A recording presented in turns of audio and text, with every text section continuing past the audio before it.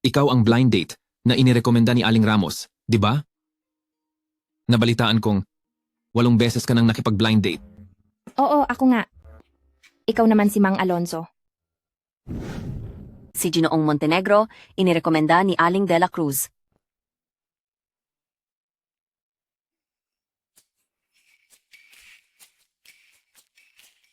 Tiningnan ko ang litrato mo. Medyo iba sa personal. Mang Alonzo, mas mabuting dumiretso na tayo sa usapan. Nakikita mo naman, sa aking kalagayan, hindi ako kinukulang sa babae. Siguro, pera ko lang ang habol mo, di ba? Mang Alonzo, talagang ordinaryo ngunit may tiwala sa sarili. Wala ka pa bang nabibiling bahay sa imperial na Kapitolyo? Sa ngayon wala pa. Pero pagkatapos ng kasal, kung kailangan, pag-iisipan kong bumili. Pagkatapos nating magpakasal, sa bahay ka lang, mag-aalaga ng mga bata, at mag-aalaga rin sa aking mga magulang. Siyempre, ang 3 kain sa isang araw, paglalaba at pagluluto, hindi yan mawawala. Mang Alonzo, naghahanap ka ba ng asawa o ng katulong? Pareho lang ba ang asawa at katulong? Ay, teka nga pala, kakabili ko lang ng bahay, 3,000 bayad sa mortgage kada buwan. Kailangan mo ring tulungan akong bayaran yan. Ibig mong sabihin, kung magpapakasal ako sa'yo, hindi lang ako mag-aalaga sa matatanda, kundi magpapalaki rin ng mga bata at tutulong pa sa pagbabayad ng mortgage mo? Magpapakasal ako, hindi para tumulong sa mahirap. Ikaw, Kung gayon, ngayon, magkano na ang ipon mo? Sa ngayon wala pa akong ipon. Wala kang pera? Bahay? O karera? Walang ipon? Sweldo mo lang ay 4 hanggang 5,000 kada buwan. Paano mo ako bubuhayin? Ang bag ko pa lang ay ilang daang libo na. Ang suot kong damit ay Chanel din, Classic Edition. Sa ganyang antas mo, paano mo ako bubuhayin? Mang Alonzo, gusto kong magpakasal sa isang taong ka-wavelength ko at makasama sa buhay, hindi sa isang lalaking tulad mo na parang walang utak at basta na lang mabuhay. Binibining Santos, patawarin mo ako sa pagiging prangka, pero sa ugali mong yan, deserve mong maging single.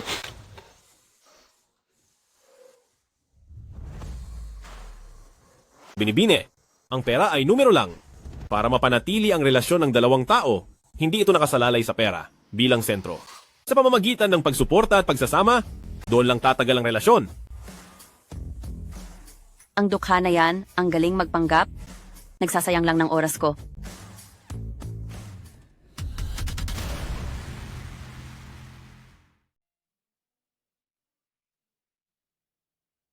Ako nga pala si Sofia Santos.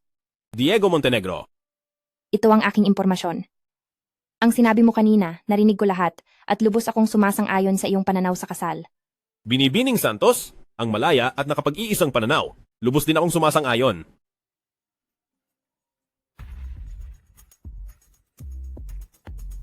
Hello, tatay. Si Boss Alonzo, ang kontratista ng construction site. Marami siyang pera. Kung hindi ka nasisiyahan, ayos lang. Pero paano mo siya nahiya? Sinabi ni Boss Alonzo, kung hihingi ka ng tawad sa kanya, maaari kanyang bigyan ng isang pagkakataon. Sino ang may pakialam sa pagkakataon niya? Bakit hindi na lang natin bilisan? Paano kung kasal na may kasunduan? Tutal, pareho naman tayong may gusto. Bukas, 2:00 ng hapon, kumuha tayo ng sertipiko sa rehistro sibil. Sige, Masarap makipagtulungan. Magkita tayo sa rehistro sibil. magkita tayo.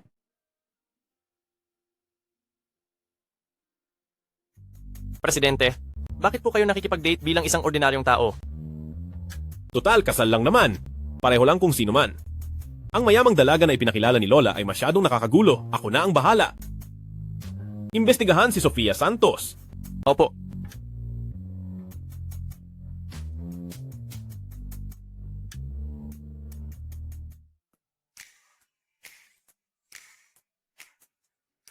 Paumanhin, ipinadala ko ang kotse ko para sa maintenance. Nagtaksi ako at medyo traffic sa elevated highway. Ayos lang, pumasok ka. Ngayon ba, sadyang nag-leave ka para samahan akong kumuha ng sertipiko ng kasal?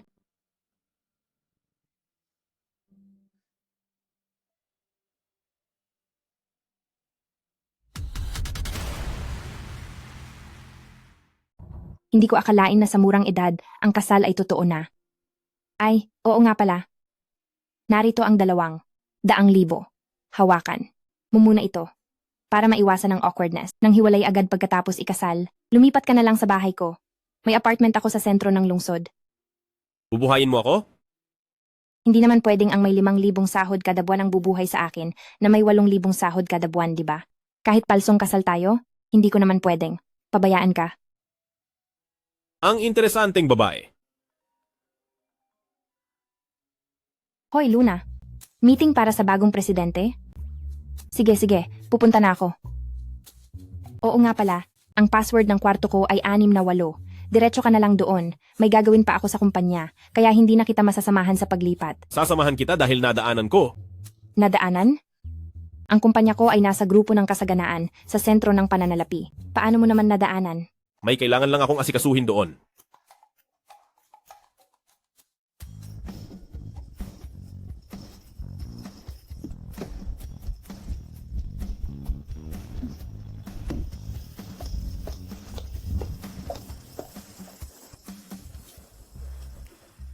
Ay, oo nga pala.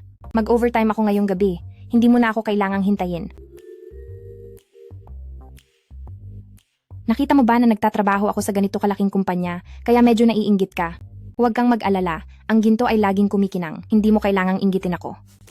Pumasok ka na, huwag kang mahuli.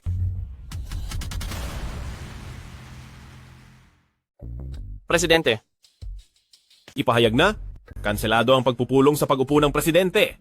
kanselado? Presidente. Ang buong kumpanya, ilang daang empleyado, para sa pagpupulong ng presidente, abala sa paghahanda sa isang buwan. Biglang kanselado? Hindi ba't medyo? Pag-upo lang naman, hindi na kailangan ng malaking paghahanda. Opo, Presidente. Ang pagpupulong na ito, bakit biglang kanselado? Pinagmadali pa akong pumunta rito, ano ba yan? Narinig niyo ba? Ang bago nating presidente ay ang prinsipe ng korona ng pamilya Montenegro. Hindi nga. Talagang ang prinsipe ng korona. Ang pamilya Montenegro ang unang pamilya sa imperial na Kapitolyo, hawak ang kalahati ng ari-arian ng buong lungsod. Hindi ko inakala na ang prinsipe ng korona ay personal na mamamahala sa grupo ng kasaganaan. Ang prinsipe ng korona na ito, kinansela agad ang pagpupulong ng proyekto pagkaupo pa lang. Hindi kaya siya ay isang walang pinag-aralan na palamunin? Ano ang alam mo? Balita sa labas, ang prinsipe ng korona ng pamilya Montenegro ay walang awa, mabilis kumilos, at isang henyong pangnegosyo. Pero narinig niyo ba? Ang prinsipe ng korona, pagkatapos tumawid ng karagatan para sa pag-ibig. At nagkaroon ng sakit ng damdamin, nagkaroon ng malaking pagbabago sa ugali, at isang sobrang baliw. Baliw.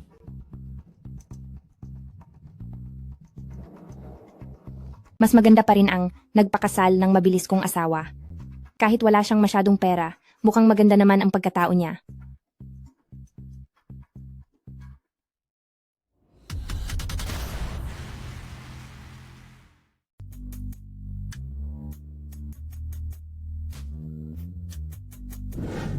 Magandang araw, Sekretarya Garcia. Magandang araw, Chairman Ramos at Chairman De La Cruz. Presidente, bakit hindi nyo na lang diretsong sabihin sa ginang na kayo si Ginoong Montenegro ng Kapitolyo? Masyadong espesyal ang aking pagkatao. Bukod pa rito, hindi ko pa siya lubos na kilala. Pag-uusapan na lang natin ito sa ibang pagkakataon.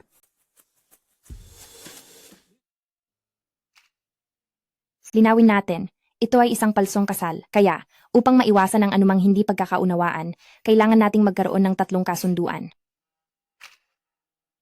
Una, pagkatapos ng kasal, bawat buwan ay bibigyan kita ng 5,000 piso bilang bayad sa kasal. Pangalawa, sa panahon ng kasal, hindi tayo dapat manghimasok sa pribadong buhay ng isa't isa, ngunit dapat tayong manatiling tapat. Ibig sabihin, bawal lumandi sa kasal. Ako ay pili sa relasyon.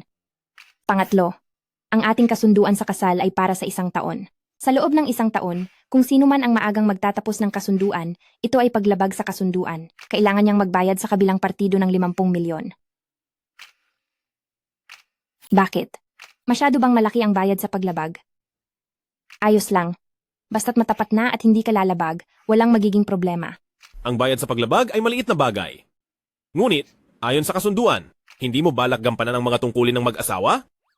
Ito, palsong kasal tayo. Kaya, syempre, hindi tayo pwedeng matulog ng magkasama. May iba ka pa bang tanong? Kung gayon, bakit mo ako bibigyan ng 5,000 piso? Dahil pagkatapos ng kasal, ako ang bahala sa labas, ikaw sa loob. Abala ako sa trabaho, kaya sa bahay, ang mga gawaing bahay, ang mga alaga kong halaman, at ang aking pusa, ikaw na ang bahala. Ang 5,000 piso ay ang iyong bayad. Sige, basahin mo na lang ng dahan-dahan ang kasunduan. May kailangan pa akong gawin. Mayroon pa akong proyekto na hindi pa tapos. Kailangan kong tapusin ito ngayong gabi. Ang bago naming presidente ay isang manyak. Ayoko magkamali. Sino ang nagsabing manyak ang presidente ninyo? Sino nagsabing pervert ang presidente nyo? Ang mga kasamahan namin, lahat nagsasabing pervert siya. Siya raw ang prinsipe ng korona ng ang pamilya Montenegro. Ang ganyang prinsipe ng korona, siguradong walang pinag-aralan. Paano siya makakaintindi ng negosyo? Hindi siya pervert. Bakit hindi? Hindi pa nga siya nakakaupo. Pero ang kumpanya namin, sa loob at labas, sa itaas at ibaba, nilinis niya na nang hindi bababa sa 10 beses. Sabi pa ng manager namin, may misophobia raw ang presidente. Hindi pwedeng may kahit isang alikabok. Kundi, magagalit ang presidente. Misophobia ba yan? Sakit sa pag-iisip yan, di ba? Karaniwang sakit yan ng mayayaman. Mahina ang loob. Ganon mo ba kinaiinisan ang mayayaman? Hindi naman ako galit sa mayaman. Ayoko lang talaga sa mga taong umaasa sa kanilang koneksyon, pero wala namang kakayahan, at ginagawa ang nais. Ay teka, ang fountain pen mo, mukhang imported na brand. Gumagamit ka ng ganoong kamahal na pen? Peke. Sabi ko na nga ba, ang sahod mo sa isang buwan 1,000 lang, paano ka magiging ganoon kaluho?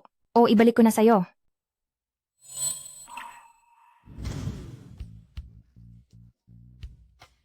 Ang daldal mo naman. Kailangan ko pang magpuyat para tapusin ang proposal. Kahit hindi mo matapos ang proposal, ang presidente nyo, wala namang gagawin sa'yo. Sino nagsabi? Ang pervert na yon, iba-iba ang ugali araw-araw. Kung hindi ko matatapos ang proposal ngayon, baka talagang tanggalin niya ako. Ano ang ginagawa niyo?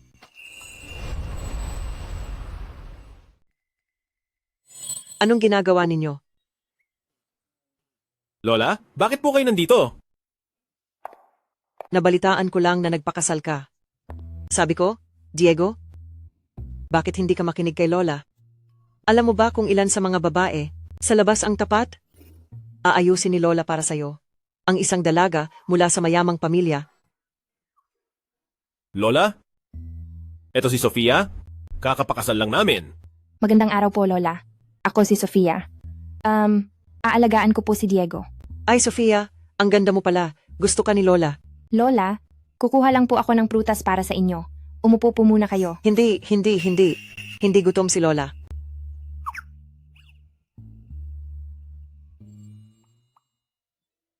Sofia, kailan ninyo bibigyan si Lola ng isang matabang apo? Hindi pa nagmamadali yan, Lola. Kakakasal lang namin ni Sofia. Ang pag-aanak ay wala pa sa aming plano sa ngayon. Gusto mo bang ikagalit ni Lola? Ang pag-aanak ay unang prioridad. Kayo dalawang tao, ano pa ang pinaplano ninyo? Sophie, sabihin mo, tama ba si Lola? Magkaapo na kayo, nang mataba agad. Opo, susundin ko po si Lola. Ang galing. Saan ko naman hahanapin ang isang matabang apo para sa lola niya? Ay, gabi na rin pala. Hindi naguguluhin ni Lola ang oras ng pahinga ninyong mga kabataan. Aalis na ako. Ay, ano to? Lola, ito ang dokumento ng kumpanya ko. Opo, ito nga ang dokumento ng kumpanya ni Diego Montenegro. Dokumento lang naman yan, di ba? Kayo dalawang tao, bakit kayo ganyan kasaya? Sige na, hindi ko na aaksayahin ang oras ninyo.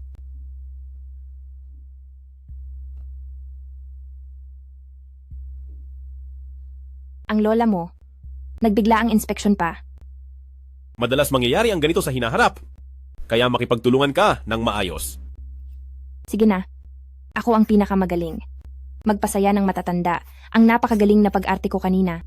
Hindi ba, ang lola mo, hinding-hindi niya malalaman ang tungkol sa palsong kasal natin. Aalis na ako.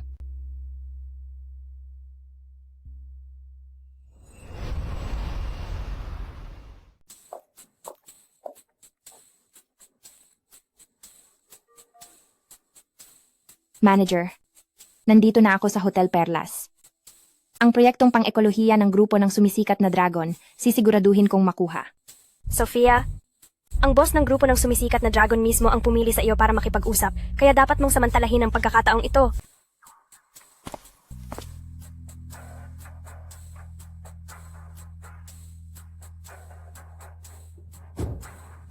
Sige, naiintindihan ko.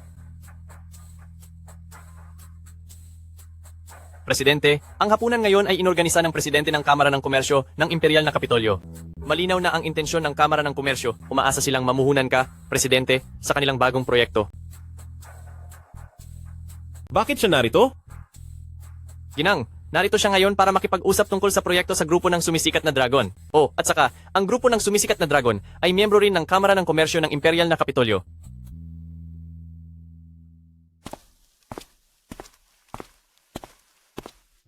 Sofia, uminom ka pa ng isa.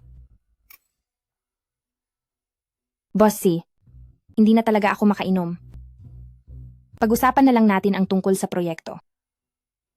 Sofia, simula nang makita kita sa piging, gusto ko nang hawakan ang iyong makinis na balat. Kung pasayahin mo ako, ibibigay ko sa iyo ang proyekto. Ano sa tingin mo? Kung paglilingkuran mo ako ng maayos, ibibigay ko sa iyo ang lahat ng proyekto.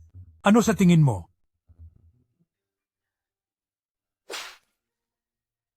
Hayop.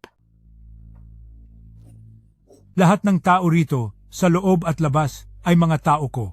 Saan ka pupunta? Sino ka?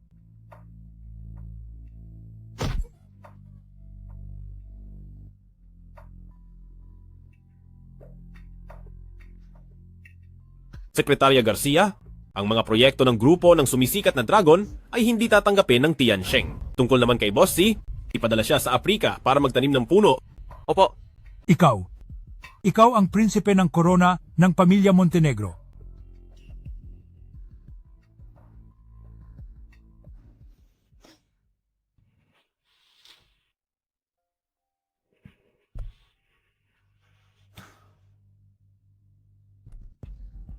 Ang init ko.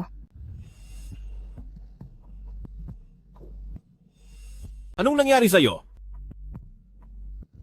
Nauuhaw ako. Kukuhanan kita ng tubig?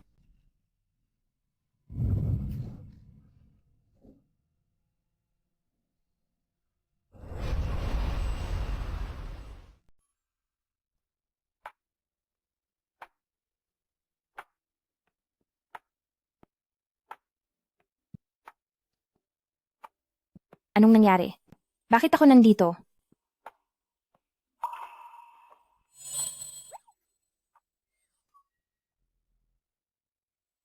Ito.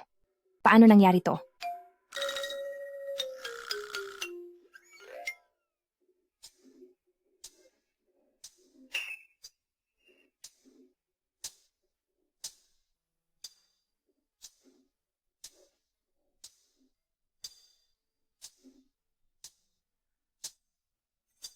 Paano naging ganito? Kakasama ko lang sa palsong kasal, wala pang 1 linggo. Paano ko siya nakasama sa kama? Ang pabaya ko. Sofia, narinig mo na ba? Ang grupo ng sumisikat na dragon ay bangkarote. Bangkarote. Ang biglaan naman. Oo nga, nagulat din ako. Bigla na lang, paano sila naging bangkarote? Kahapon pumunta ka sa grupo ng sumisikat na dragon para pag-usapan ang proyekto. Mabuti na lang at hindi natuloy. Kung hindi, tayo ang naghirap. Kahapon. Ang naaalala ko lang, sinundo niya ako. Tapos. Sofia, pinapapunta ka ni Sekretarya Garcia sa opisina ng Presidente mukhang tungkol ito sa proyekto ng grupo ng sumisikat na dragon. Sofia, mag-ingat ka.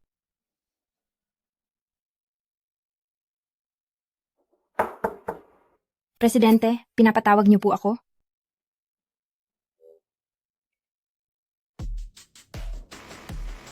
Diego, bakit ka nandito? Diego Montenegro, anong ginagawa mo rito?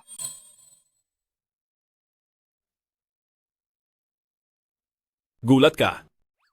Ito ang grupo ng kasaganaan, opisina ng presidente. Anong ginagawa mo rito? Kilala mo ang presidente namin? Mas mabuti. Tanungin mo si Sekretarya Garcia kung bakit ako narito sa opisina ng presidente. Sekretarya Garcia, siya ba ang presidente namin? Siya nga.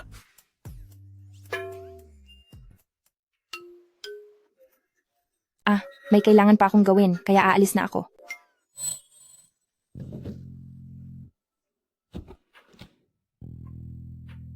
Bakit ka tumatakbo?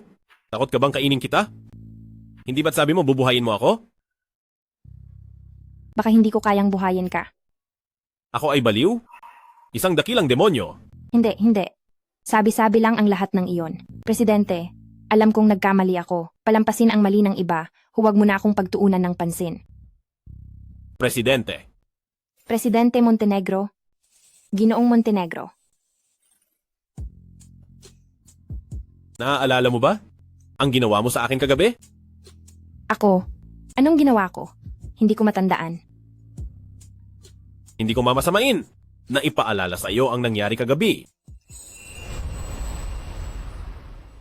Hindi ko alintana tulungan kang alalahanin ang nangyari kagabi.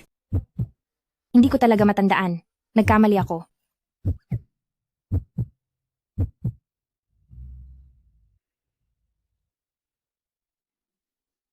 Bakit mo ako niloko? Ano ang niloko ko sa iyo? Ang iyong pagkatao. Malinaw na ikaw ay nasa tuktok ng pyramid, isang mayamang Ginoo. Bakit mo ako niloko? At nagpanggap na mahirap. Nagpanggap na mahirap? Tinatanong mo ba ako? Ako, Ano yon? Hoy, prinsipe ng korona, sobra ka namang walang puso. Nagpakasal ka na, hindi mo man lang sinabi sa amin. Kung hindi dahil sa iyong lola na nakapagkwento, ako, ang iyong kaibigan, ay nasa dilim pa rin ngayon. Diretsuhin mo. Kaarawan ko bukas. Prinsipe ng korona, pakisama naman. Dumating ka para magbigay suporta. Ay, oo nga pala. Isama mo rin ang prinsesa ng korona. Gusto ko ring makita kung anong klaseng babae ang nakabihag sa aming prinsipe ng korona. Ay, teka. Ang asawang ito, baka hindi naman totoo? Hello? Hello? Prinsipe ng korona, hello? Ay naku, pinutol pa ang tawag ko. Anong klaseng tao yan? Presidente, dahil may gagawin ka pa, aalis na ako. Tigil. Pinayagan ba kitang umalis? Ang nangyari kagabi? Hindi mo ba ako bibigyan ng paliwanag? Ang nangyari kagabi, hindi talaga ako ang may kasalanan. Uminom lang ako ng kaunting alak. Alak? Oo, may problema sa alak na yon. Pagkatapos kong inumin yon, doon lang nag-iba ang pakiramdam ko. Hindi talaga ako ang may kasalanan dito. Hindi naman ako ang may buong kasalanan. Kaya, ako ang may kasalanan? Hindi. Hindi yon ang ibig kong sabihin.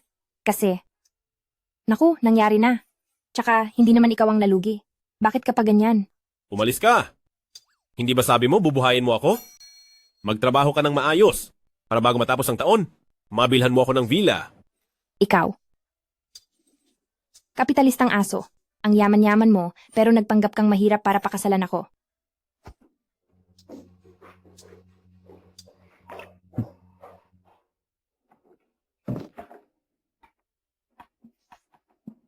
Ayoko sa damit na to. Kung ayaw mo, itapon mo. Ikaw! Malapit nang magsimula ang birthday party. Ayoko nang nahuhuli. Birthday party ng kaibigan mo, pero ganito ako kapormal manamit? Ano to?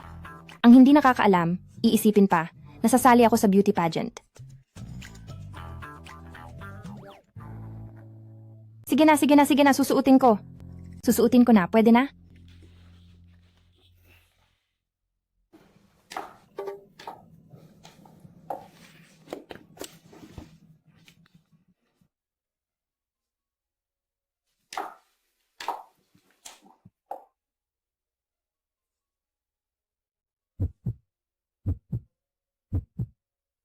Tara na.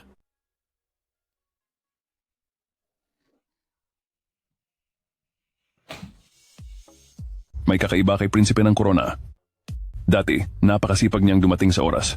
Bakit pagkatapos niyang magpakasal, nag-iinarte pa rin siya? Ay, tumahimik ka na lang. Nagtataka nga ako, anong klasing babae ang nakakuha ng atensyon ni Kuya Diego? Anong klasing babae ang magugustuhan ni Kuya Diego? Pag pinag-uusapan, dumarating nga. Siguro itong magandang babae ay ang prinsesa ng Corona, di ba? Prinsesa ng Corona. Marco, hindi ka ba marunong magsalita? Ito ang unang beses na makikita natin si ate, kaya huwag kang magsalita ng kung ano-ano para hindi tayo pagtawanan ni ate. Ay, hindi naman, hindi yan biro. Pero itong prinsesa ng Corona, medyo hindi ako sanay. Nga pala Marco, kaarawan mo ngayon. Naghanda ako ng regalo para sa'yo. Ito ay bato na dinala ko mula sa bakasyon ko sa dagat. Pinaukit ko sa isang mast at pinablessing sa templo. Ngayong taon, hindi ba't birth year mo? Ito para sa'yo, para maging ligtas at malusog ka. Ate, napakabuti mo. Ate, gusto ko talaga ang regalong ito. Bitawan mo.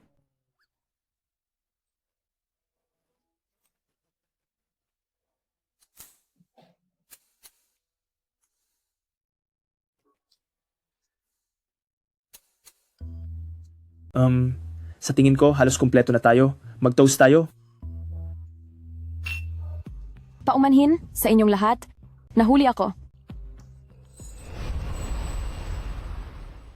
Ate Shera, nandito ka na? Hoy, bakit mo siya pinapunta rito? Ay, inosente ako. Hindi ko nga alam kung kailan siya bumalik. Paano ko siya tatawagin? Isa pa, si Diego ngayon kasama ang asawa niya. Masyado ba akong walang pakiramdam para imbitahin siya? Gusto ko bang mamatay? Si Ate Shera, ako ang nag-imbita. Mga kaibigan, matagal na tayo. Magkita-kita. Dapat lang, di ba? Ate Shera, umupo ka? Diego, matagal na tayong hindi nagkita.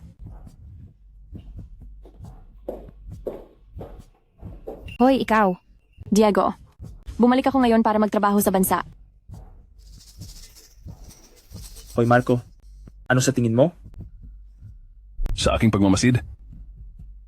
Parang si Shera. Sa ating prinsipe ng Corona ay may natitirang damdamin. Ang mga babaeng ganyan, marami na akong nakita. Akala ba nila, madali lang umangat sa buhay? Si Ate Shera ay mula sa kilalang pamilya at mula pagkabata ay isang dalagang may pinag-aralan. Siya at si Diego ay kilalang magandang dilag at ginoo. Diego, sino ito? Asawa ko. Asawa ko. Ang asawa mo? Kailan ka nagpakasal? Bakit hindi ko alam? Nagpakasal ako. Kailangan ko bang sabihin sa'yo? Ngayon. Kaarawan ko ngayon. Tayong matatandang magkaibigan, hindi madaling magkasama. Oo nga, Shera, halika't umupo ka. Hindi na ako uupo. Okay lang ako dito. Matagal na kaming hindi nagkita ni Diego. Magkwentuhan tayo. Hindi ka naman siguro tututol, di ba? Nga pala, nakalimutan kong magpakilala. Ako si Shera Mercado. Ang ex-girlfriend ni Diego. Binibining Mercado. Mas mabuting doon ka na lang umupo. Tutal, kami ni Diego ay kasal na ngayon. Kahit kasal na, kailangan pa rin panatilihin ang tamang distansya. Kasi, ang mga babae ay kailangan pa rin manatiling sariwa. Si Diego ay hindi gusto ang malalambing na babae. Pero ang asawa ko, gusto niya akong dumidikit sa kanya.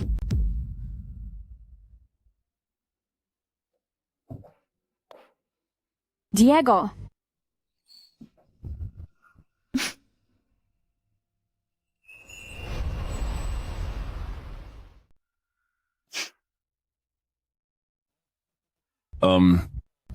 Maglaro. May inihanda akong sorpresa para sa inyo. Halika bro, bumunot ka muna.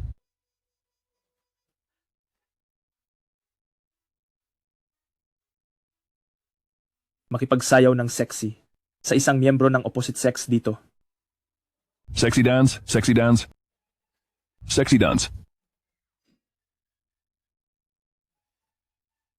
Ano ba yan? Lina, wala rin akong magagawa. Mahirap umatras. Tsaka, dito sa lugar na to, ikaw lang ang nandito.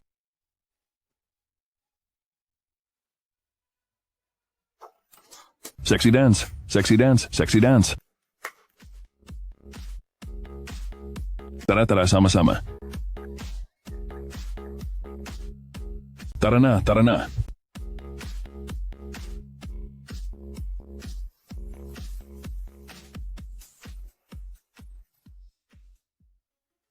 Halika, Sierra. Bumunot ka ng isa.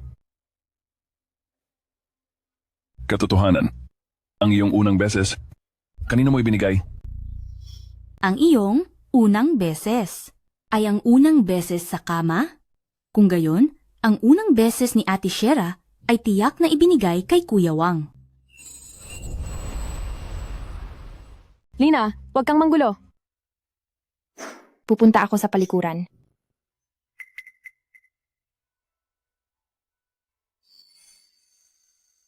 Sierra?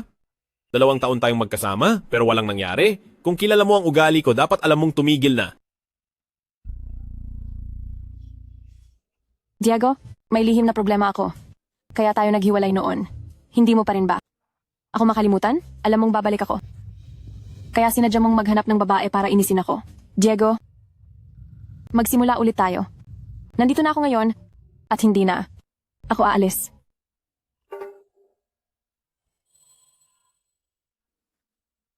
Sierra, tapos na tayo. 5 taon na ang nakalipas, iniwan mo ako dahil anak sa labas ako at walang karapatan sa mana ng pamilya Montenegro. Diego, hindi ganoon. Pakinggan mo ako. Sierra, tapos na tayo. Ang pag-ibig ay dapat ay may pagmamahalan mula sa magkabilang panig. Nakalimutan ko na, sana ikaw din. Diego, bumalik ako ngayon dahil gusto kong magsimula ulit tayo. Pwede mo akong saktan o murahin, pero huwag mo lang akong iwan. Naiintindihan ko ang desisyon mo, 5 taon na ang nakalipas, pero pakiusap, wag mo na akong guluhin. Kasal na ako, at kung makikipag-ugnayan pa ako sa ibang babae, magagalit ang aking ginang.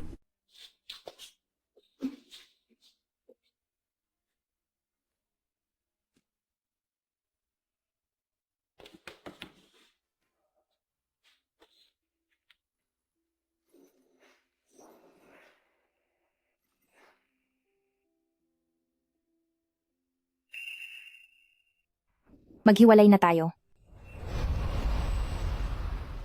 Maghiwalay na tayo. Hiwalayan? Pinag-isipan ko. Tayong dalawa, malaki ang agwat sa values at estado. Ako'y ordinaryong tao lang. Ikaw naman ay nasa itaas, nasa tuktok ng piramid, anak ng mayamang pamilya. Kaya? Ako'y ordinaryong tao lang. Hindi ko kayang maging ginang ng marangal na pamilya. Ang kasal, hindi ba't dapat pareho ang estado sa buhay? Tayong dalawa, magkaiba ang estado sa buhay. Nakakahiya sa iba. Sa tingin ko, si Binibining Mercado ay magaling. Hindi ba't may natitirang damdamin ka pa rin sa kanya? Ngayong hiwalay na tayo, pwede kayong maging mag-asawa. Ang ganda ng pagkakapareho ninyo. Sige. Hiwalayan, di ba? Walang problema. Bukas magpapaalam ako. Kukunin na natin ang divorce certificate. Ayon sa kasunduan sa kasal, ang sinumang lumabag ay kailangang magbayad ng 50 milyon bilang kabayaran. Ilagay mo na lang direkta sa card ko. Kasunduan din ba ang nilabag ko? Hindi aabot ng 1 taon ang kasal at ikaw ang nagtapos ng kasunduan. Hindi ba't paglabag yan? Pinagbigyan lang kita at ang mahal mong babae. Paglabag na ba yan? Wala akong mahal na babae na sinasabi mo. Ang tungkol sa hiwalayan, ipapaubaya ko sa abogado. Ang kabayaran, mas mabuting ibigay mo agad sa akin. Pagkatapos ng hiwalayan, wala nang koneksyon. Malinaw na nakasulat sa kasunduan sa kasal. Asawa ko, hindi na ako makikipaghiwalay. Hindi na ako makikipaghiwalay. Anong tawag mo sa akin? Anong tawag mo sa kin? Anong tawag mo sa kin kanina?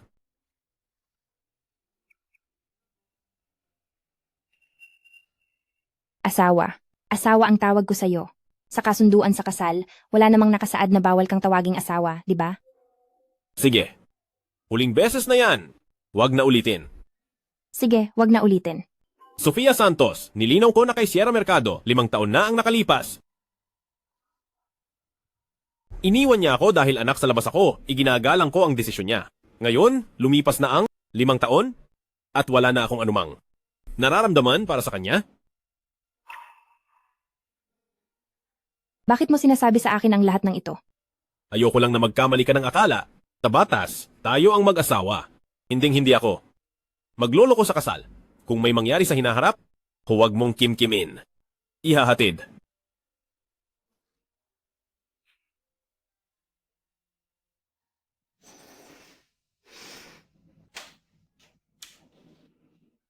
Kita. Huwag na, huwag na. Naserbisan na ang kotse ko. Kaya ko nang mag-isa. Ihahatid kita. Espesyal ang posisyon mo. Espesyal? Ikaw ang presidente ng grupo ng kasaganaan. Ako'y isang simpleng empleyado lang. Paano ko hahayaang maging driver ko ang presidente? Isa pa, kung makita tayo ng mga kasamahan, magchitsismisan na naman sila. Kung gayon, ikaw ang maging driver ko. Ikaw talaga. Sofia, kaninong kotse ang sinakyan mo? Boyfriend mo ba yon? Sino ang kasama mo sa kotse kanina? Boyfriend mo ba yan? Luna, ako sana. Nakita ko lahat ang kotseng yon. Nakita ko na yan sa magazine. Limited edition. Ilang 10 milyon, di ba? Sino yung nasa kotse? Kailan ka pa nagkaroon ng bagong anak mayaman na boyfriend? Siya. Hindi ko boyfriend. Hindi mo boyfriend pa hinatid ka sa trabaho? Ay, teka. Sabi ko na nga ba, bakit pamilyar ang side profile niya? Prinsipe ng Corona? Bakit ka bumaba sa kotse ng ating presidente? Sabi ko na nga ba, huwag siyang maghatid. Ayan na, si Luna Mendoza pa naman ang kilalang chismosa sa kumpanya. Ako. Nakita ako ng presidente sa daan, siya ay mapagkawang gawa. Kaya, hinatid niya ako rito. Talaga? Paano ko narinig na ang prinsipe ng Corona ng pamilya Montenegro ay walang puso at malupit? Siya ay maawain sa mga empleyado? Hindi naman. Sa totoo lang, mabait ang presidente. Hindi rin siya ganoon ka-abnormal. Huwag mo nang ikalat yan. Presidente. Bilisan mo, bilisan mo! Tara na, Luna Mendoza. May meeting pa tayo mamaya, huwag kang malate. Ay nako, patay! Hindi ko pa natatapos ang proposal ko. Siguradong ang tagapamahala ay sisigawan na naman ako. Tara na.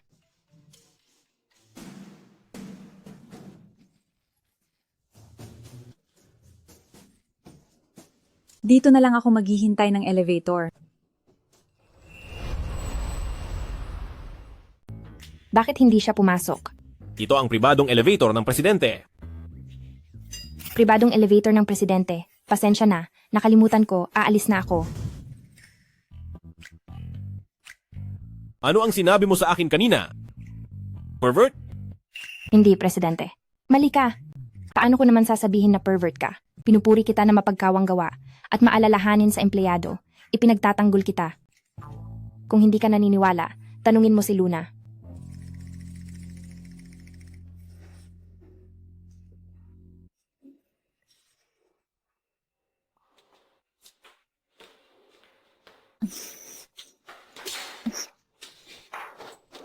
Sofia Santos, ito ang pribadong elevator ng presidente.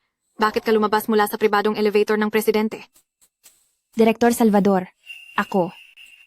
Nagkataon lang na swerte ako, nakasalubong ko ang presidente, at isinama niya ako paakyat. Ang presidente ay may germophobia, hindi mo ba alam? Ang pribadong elevator na ito, pwede mo bang sakyan?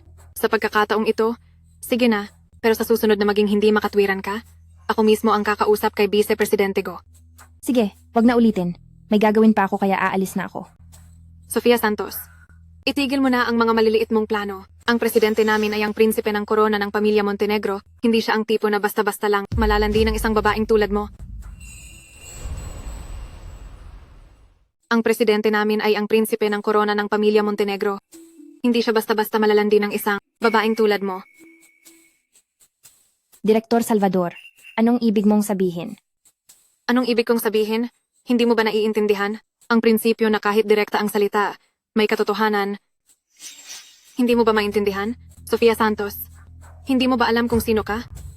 Ang prinsipe ng korona ng pamilya Montenegro, ang pinakamakapangyarihang pamilya sa imperial na Kapitolyo. Anong klaseng babae ang hindi pa niya nakita? Sa hitsura mong yan, sino ang magkakagusto sa'yo?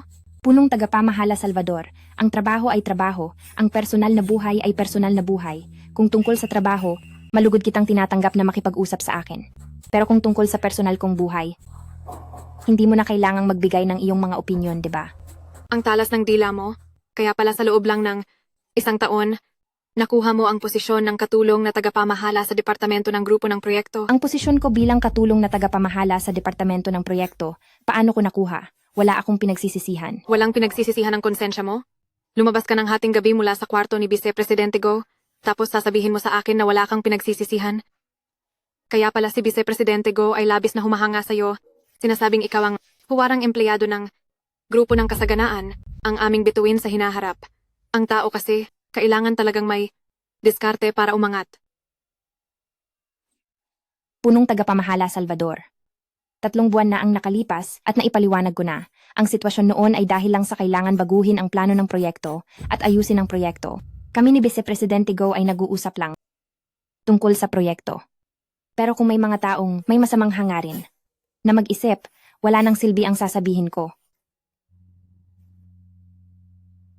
Sofia Santos, ikaw pa ang gustong palitan ang posisyon ko? Imposible.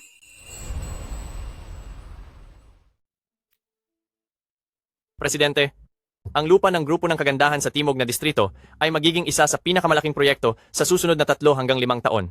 Ang lupa sa Timog na Distrito, na-analisa ko na. Ito ang impormasyong naipon ko mula sa Departamento ng Disenyo at Manager ng Inhinyerya.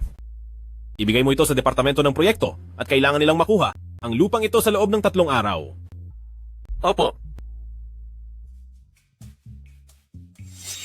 Sofia, Timog na Distrito Project pala yan. Narinig ko ang halaga nito ay mahigit 15 bilyon. Ang grupo ng Alyansa ng Star City ay nakikipaglaban din para sa proyektong ito. Alyansa ng Star City.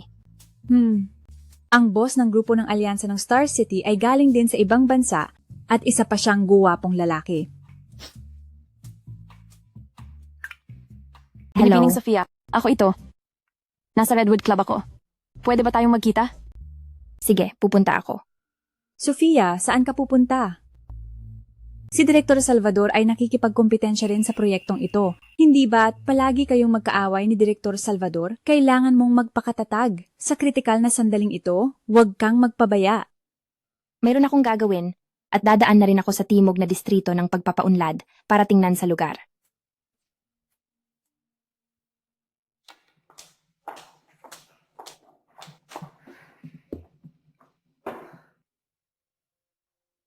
Binibining Sofia, hindi ako mahilig magpaligoy-ligoy. May 1 milyon sa card na ito. Kung ang problema ay kayang solusyonan ng pera, hindi na kailangang mag-aksaya ng oras. Binibining Mercado, anong ibig mong sabihin dito? Sa totoo lang, bumalik ako ngayon para lang kay Diego Montenegro. Ang agwat ninyo ni Diego, hindi ko na kailangan pang sabihin, di ba? Ang agwat namin ng asawa ko, hindi na kailangan ng isang ex-girlfriend na makialam, di ba? Ang pamilya Montenegro ang unang pamilya sa imperial na Kapitolyo. Hawak ang kalahati ng ari-ari ng syudad.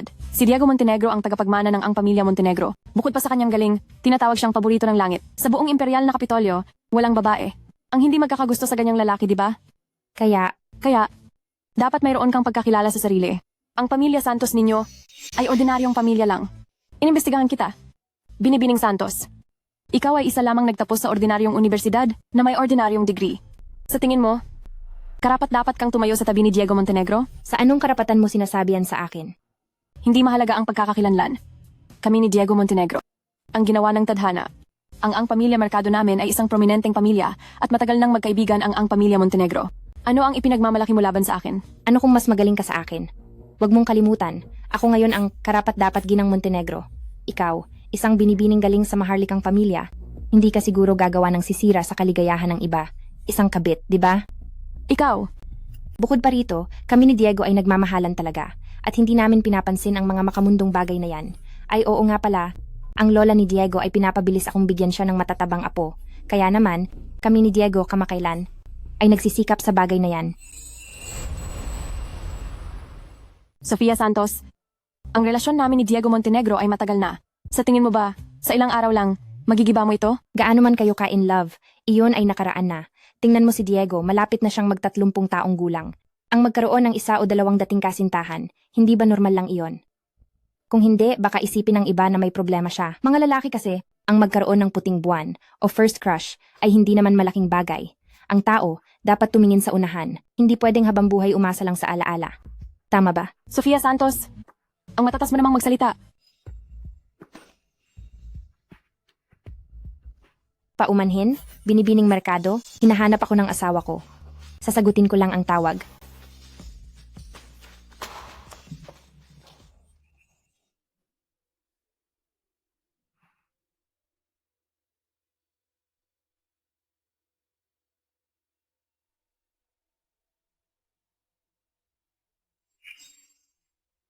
Lupain sa timog na distrito ng pagpapaunlad.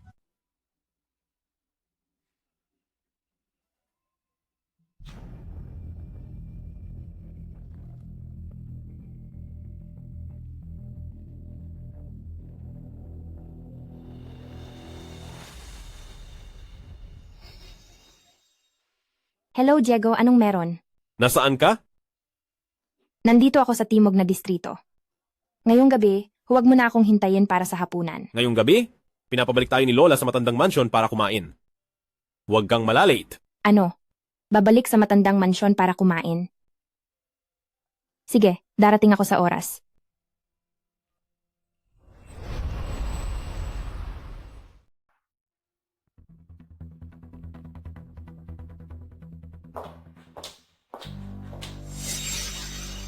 Miss Qiang Shue, may kailangan pa akong gawin, mauuna na ako. Song Qingning, marami na akong nakilalang tulad mo. Gusto mo lang makahuli ng mayamang mapapangasawa. Pera lang ba ang habol mo?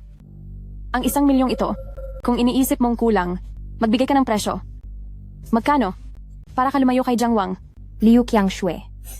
Ang kayang ibigay sa akin ni Jiang Wang ay mas higit pa kaysa iniisip mo. Sa tingin mo, magmamalasakit pa ako sa iyo sa 1 o 2 milyong ito. Ikaw,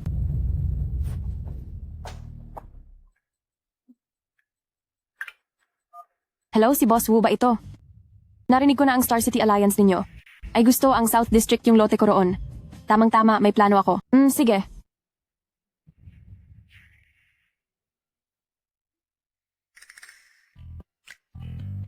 Unang beses kong makikipagkita sa mga magulang, medyo kinakabahan ako. Bakit ka kinakabahan? Kung hindi maganda ang ipapakita ko, baka mabuking tayo. Ako pa ang kailangang magbayad.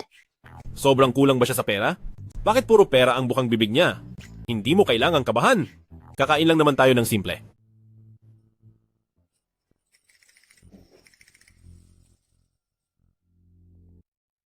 Ang pamilya naming Jiang ang nangungunang angkan sa Imperial Capital.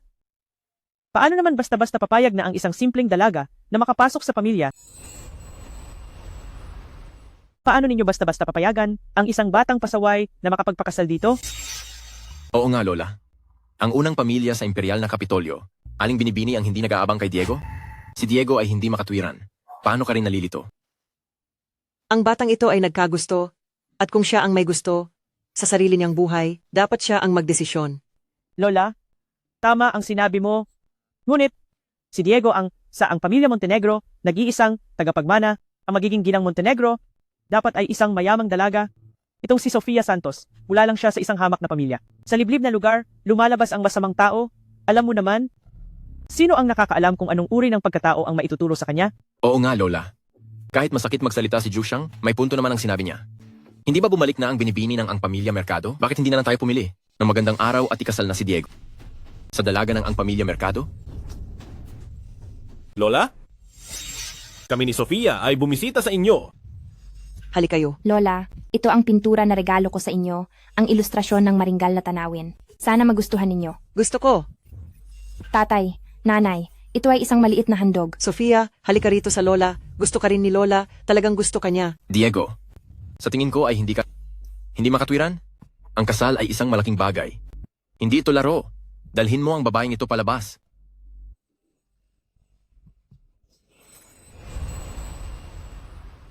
Malaking bagay ang kasal. Hindi ito laro. Ang babaeng ito, ilabas nyo. Diego, hindi sa pinupuna kita. Ang babaeng galing sa mahirap na pamilya, anong maganda sa kanya? Ang mga babaeng tulad niya ay nasa lahat ng dako, at hindi siya karapat-dapat sa iyo. Anong masama sa pagiging mahirap? Ang mahirap na pamilya, hindi ba karapat-dapat magmahal? Anong klaseng pag-ibig ang gusto mo? Hindi ako tutol.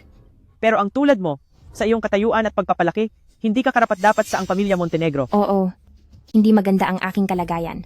Pero, maaari bang itanong, ang tinatawag mong pagpapalaki, ano iyon?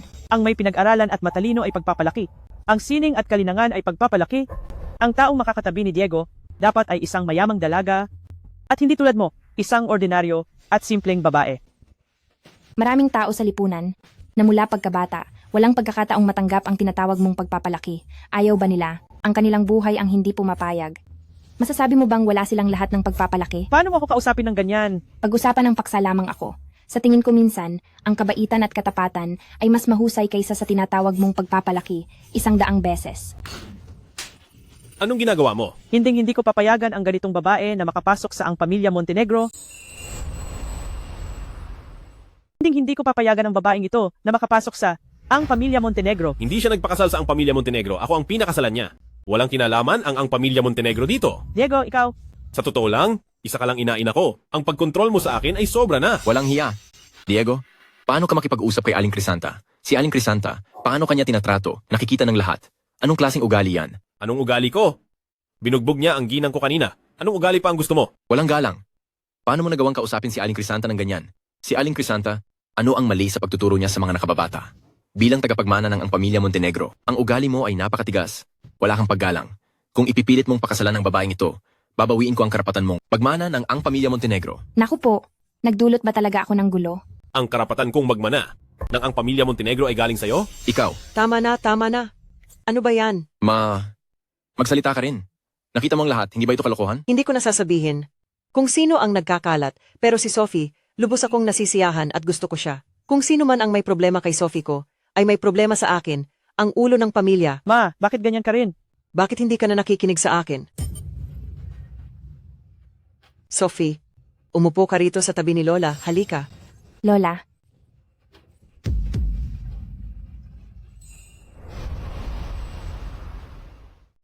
Matandang Ginoo.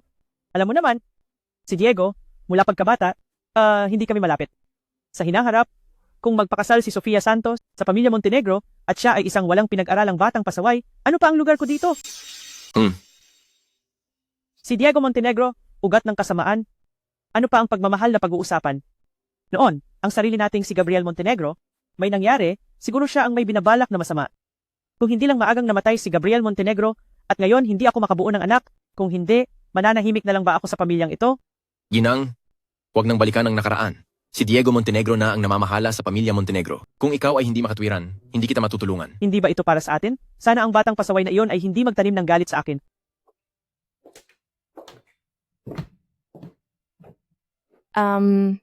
Hindi ko sinasadya na galitin siya.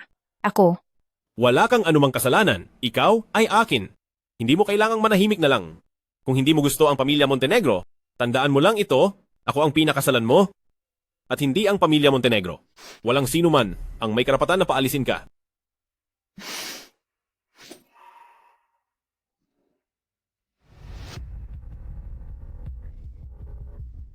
Chloe, pagkatapos nito, hindi mawawala ang iyong benepisyo. Salamat sa'yo. Ate Shera, ano ka ba? Ang ating dalawang pamilya ay may koneksyon na. Marami ka nang naitulong sa akin noon, kaya nararapat lang na tulungan kita. Bukod pa rito, ang pagtanggal kay Sofia Santos ay ikagagalak ko pa. Pero Ate Shera, si Sofia Santos, paano ka ba niya nagawa ng masama? Pag-uusapan natin ito ng detalyado mamaya.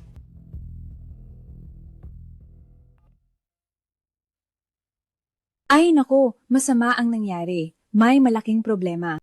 Ano ang nangyari? Ang lupain sa timog na distrito ng pagpapaunlad narinig ko nakalabas ang datos. Ang alyansa ng Star City ang kumuha na sa lupain na iyon. Ano? Ano? Ang alyansa ng Star City ang kumuha na ng lupain. Pero, paano nalabas ang datos? Hindi ko rin alam. Pero Sofia, mukhang may malaking problema ka. Anong nangyari? Ngayon, kumakalat ang balita na ikaw ang nakalabas ng datos. Ako ang nakalabas ng datos? Oo nga, kumakalat ang balitang yan. Paano naman ako ang nakalabas ng datos? Nagsasabi lang sila ng kung ano-ano. Sofia Santos, pinapatawag ka ni Presidente sa kanyang opisina. Sofia, bahala ka na sa buhay mo. Presidente, ang proyektong ito sa timog na distrito ng pagpapaunlad, bukod kay Sofia Santos, Ang plano ng proyekto ay hindi dumaan sa kamay ng ibang kasamahan. At noong araw na yon, nakita ko mismo si Sofia Santos na may dalang plano ng proyekto na lumabas. Si Sofia Santos ang nakalabas ng datos. Vice Presidente Go, bakit ka narito? Presidente, sa ngayon, bukod kay Sofia Santos, walang ibang tao ang nakahawak sa plano ng proyekto. Talagang kahina-hinala si Sofia. Hindi ko inilabas ang datos. Sofia Santos, kung gayon, bukod sa'yo, sino pa ang nakahawak sa plano ng proyektong ito? Wala ako. Hindi naman naamin ng masamang tao na masama sila. Kung wala ka, bakit mo dinala ang plano ng proyekto palabas noon? Huwag mong sabihin na pumunta ka sa proyekto. Nagtatanong ako, hindi ka naman pumunta sa grupo ng Star City. Chloe Salvador, ang datos ng plano ng proyekto, hindi lang ako ang mayroon. Mayroon ka rin, di ba? Ako? Sofia Santos, ito ay lihim. Paano naman ako magkakaroon ng lihim ng kumpanya? Hindi ko inilabas ang datos. Ang bagay na ito ay walang kinalaman sa akin. Sofia, dahil sa pagtitiwala ko sa iyo, kaya ko ipinagkatiwala sa iyo ang mahalagang proyekto na ito. Hindi ka ba palaging matapat? Tingnan mo, anong ginawa mo ngayon? Hindi ko inilabas ang datos. Ang dinala ko noon ay isang ordinaryong plano ng proyekto, walang lihim doon. Gusto ko lang makita ang timog na distrito ng pagpapaunlad. Iyon lang. Iyon lang? Sa buong kumpanya, ikaw at si Vice Presidente Go lang ang nakakaalam ng pinakamababang presyo ng lupa sa timog na distrito. Ibig mong sabihin, kung hindi ikaw ang naglabas, si Vice Presidente Go? Vice Presidente Go. Sofia, pinaghihinalaan mo bang ako ang naglabas? Hindi. Vice Presidente Go. Ang proyektong ito ay nagkakahalaga ng mahigit 5 bilyon. Dahil sa iyo, ang grupo ng kasaganaan ay nawalan ng maraming yaman at ari-arian. Hindi ko inilabas ang datos. Vice Presidente Go, ang ibig sabihin ni Sofia Santos, sa lahat ng sinabi niya, ay hindi siya ang naglabas ng pinakamababang presyo, kundi ikaw. Presidente, ako ay lubos na tapat sa grupo ng kasaganaan. Paano ko magagawa ang isang bagay na pumipinsala sa interes ng kumpanya, Sofia Santos? Sobra ka na. Lumabas kayong lahat. Ako ang bahala sa bagay na ito. Presidente, ang proyekto ng grupo ng Star City ay determinado naming makuha. Dahil lang sa Sofia Santos na ito, malaki ang nawala sa amin. Ang babaeng ito ay masama ang hangarin. Huwag kang magpapalinlang sa kanyang ilang salita. Lumabas ka! Presidente, Kailan pa naging kailangan ko ang iyong puna sa lahat ng aking ginagawa? O baka gusto mong ikaw ang maging presidente? Umalis ka na!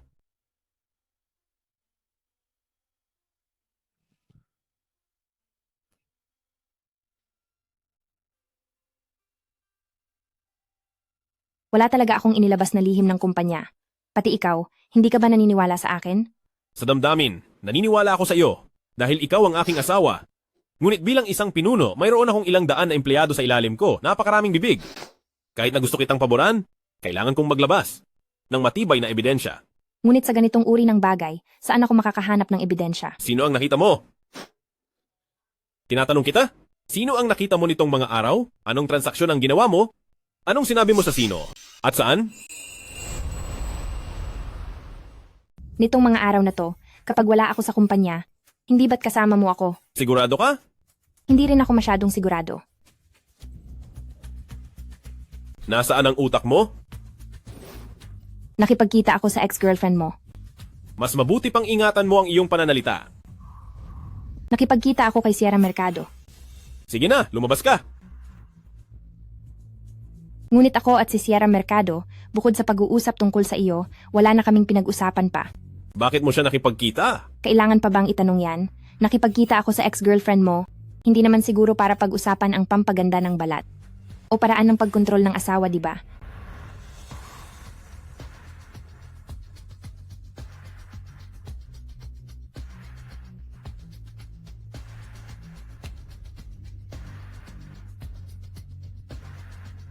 Marco Villanueva, pakitulungan akong alamin kung ano ang nangyari sa lupain sa timog na distrito na nakuha kamakailan ng alyansa ng Star City. Ang lupain ng alyansa ng Star City? Bakit? Interesado ang prinsipe ng Corona? Wala akong oras para makipagtalo sa iyo. Mas maaga, mas mabuti. Ay, oo nga pala. Ang grupo ng Star City, sa pamilya ni Kuya de la Cruz yan, di ba? Ngayong gabi, pakitulungan akong magkita tayo. Ako mismo ang makikipagkita sa kanya. Sige. Ang paglingkuran ka ay isang karangalan para sa akin. Hoy, prinsipe ng Corona, hoy. Ay ako, pinutol na naman niya ang tawag ko. Kuya De La Cruz, ako to. Ang grupo ng Star City ninyo, maganda ang pag-unlad kamakailan, ha?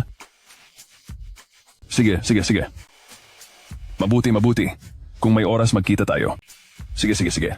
Ako ang manlilibre. Sige.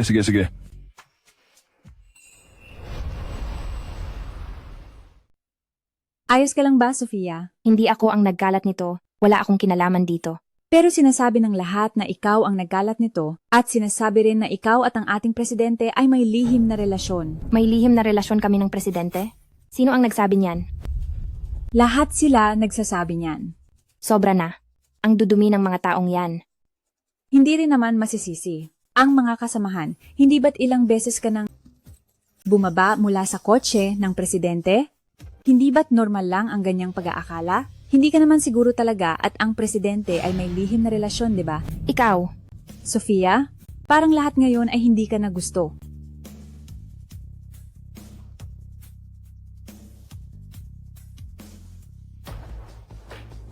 Presidente, tumawag si Ginoong Villanueva mula sa alyansa ng Star City ay nalaman na ang sikreto sa pagkakataong ito ay talagang si Binibining Mercado ang nagkalat. Alam ko na.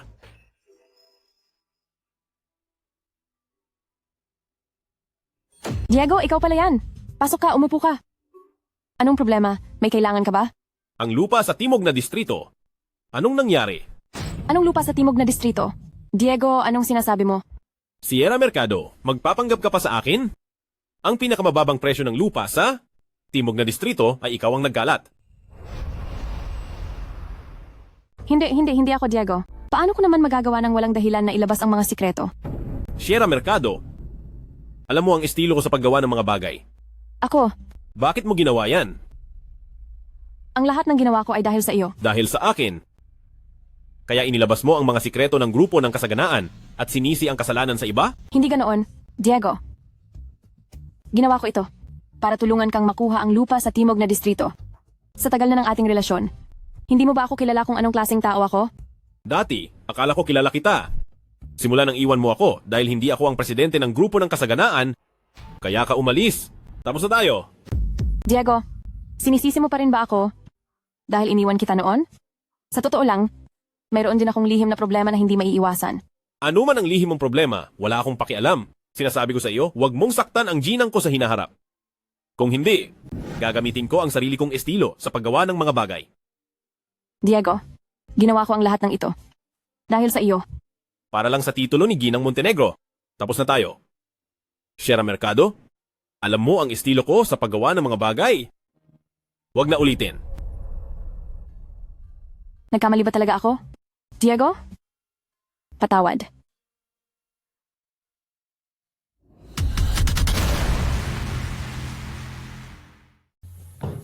Ngayon, pag-usapan natin ang lupa sa timog na distrito na imbestigahan na ng presidente. Ang pagtagas ng lihim ng kumpanya. At ito ay walang katotohanan. Walang katotohanan? Ano ba talaga ang nangyari?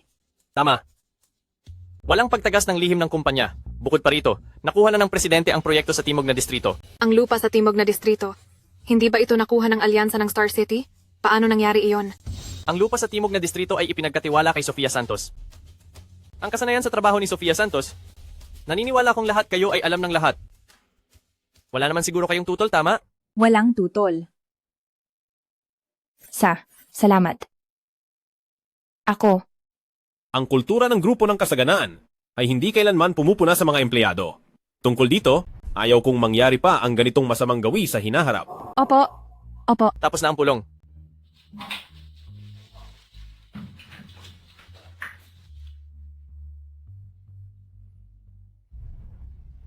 Salamat. Para saan ang pasasalamat? Dahil sa iyo ang nangyari ngayon, kaya salamat. Paano mo naman ako pasasalamatan? Ako, ililibre kita ng hapunan. Hindi ba ako kayang kumain? Kung gayon, ililibre kita ng sine. Hindi ba ako kayang manood ng sine? Papasensya na. Hindi ko sinasadya. May gagawin pa ako.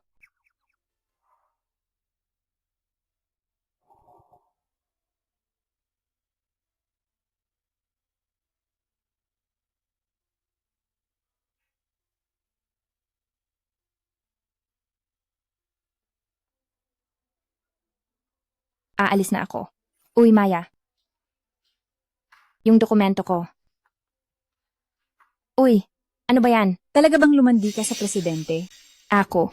Akala ko dati mabait ka, matuwid na pagkatao, kaya nakipagkaibigan ako sa'yo. Hindi ko inakala na ikaw at ang mga babaeng yon ay walang pinagkaiba. Ayoko sa lahat ang babaeng mapagkunwari. Uy, hindi.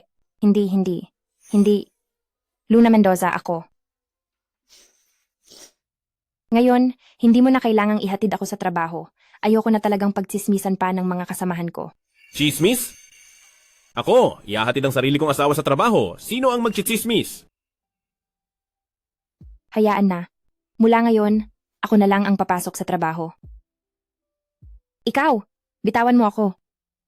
Ihanda mo ang mga dokumento. Bukas ng hapon, sasama ka sa akin sa business trip. Magbe-business trip? Business trip. Bakit mo ako isinasama? Wala ka bang sekretarya? Ay, tama ka. Trabaho ay trabaho. Personal ay personal. Sa kumpanya, kailangan nating panatilihin ang distansya. Ayoko ring makagulo sa iyo. Hindi.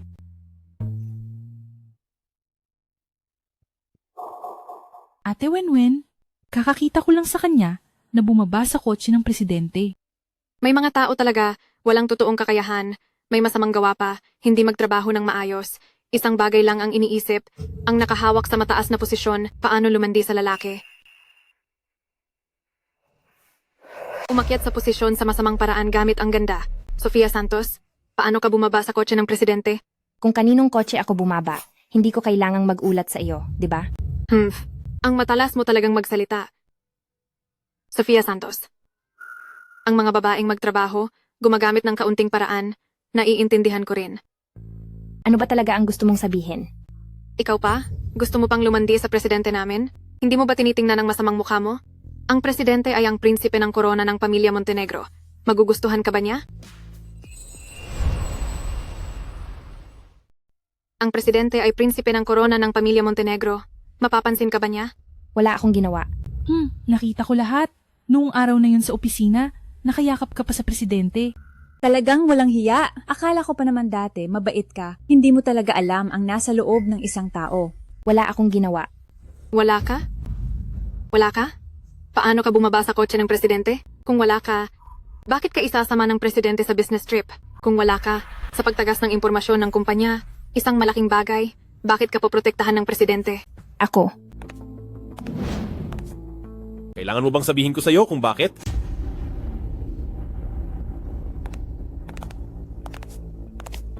Presidente, ako. Isasama ko ang aking ginang sa business trip. Sino ang may reklamo? Ginang? Si Sofia Santos ang iyong ginang? Ginang? Paano nangyari yan? Presidente. Direktor Salvador, mukhang may malaki kang pagtatangi sa aking ginang. Ako ay laging patas. Sabihin mo, ano ang masamang ginawa ng aking ginang? Para magalit ka, Direktor Salvador? Wala. Presidente, nagkamali ako. Talagang nagkamali ako. Talagang nagkamali ako. Saan ka nagkamali? Sofia, nagkamali ako. Hindi. Ginang ng presidente, nagkamali ako. Talagang nagkamali ako.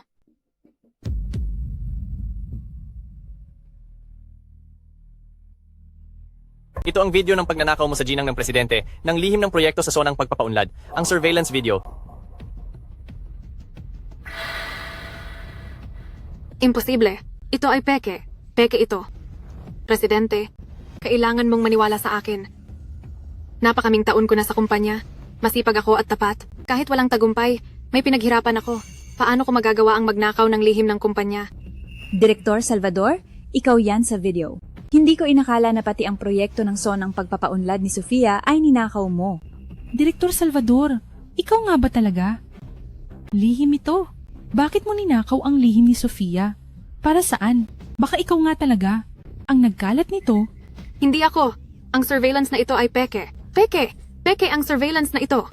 Hindi mo naman siguro gagamitin pa rin ang palusot na kayang i-edit ang video para ipagtanggol ang sarili mo, di ba? Hindi mo ba alam sa sarili mo kung ginawa mo o hindi? Ako.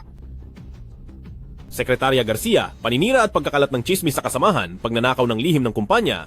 Paano ito parurusahan? Tapusin ang kontrata at panagutin sa batas? Humingi ng bayad pinsala. Direktang tanggalin. Ipabatid sa lahat ng negosyo. Sa imperial na Kapitolyo na huwag tanggapin ang taong ito.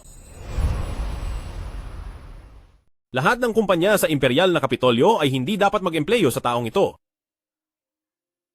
Presidente. Presidente, nagkamali ako. Sofia. Pakiusap. Ginang ng Presidente. Pakiusap. Nagkamali ako. Bigyan niyo pa ako ng isang pagkakataon. Tara Alam na. kong nagkamali ako. Pakiusap. Bigyan niyo pa ako ng isang pagkakataon. Presidente. Ginang ng Presidente. Luna Mendoza, kailan naging ginang ng presidente si Sofia? Ang sama ng trato natin sa kanya dati, baka maghiganti siya sa atin? Hindi ko rin alam. Kasalanan lahat ni Chloe Salvador. Kung hindi siya nanggulo, paano ako nakapagsalita ng ganoon kay Sofia? Sofia, patawad. Hindi rin naman namin sinasadya. Patawad, Sofia. Maaari mo ba kaming patawarin? Sige, palampasin na natin ito. Sana sa susunod matuto kayong kumilatis ng tama at mali. Salamat, Sofia. Hello, tatay. Nasaan ka? Umuwi ka agad. Sige. Anong nangyari? Tumawag si tatay sa akin, pinapauwi ako sandali. Hindi ko alam kung ano ang dahilan. Sasama ako sa iyo.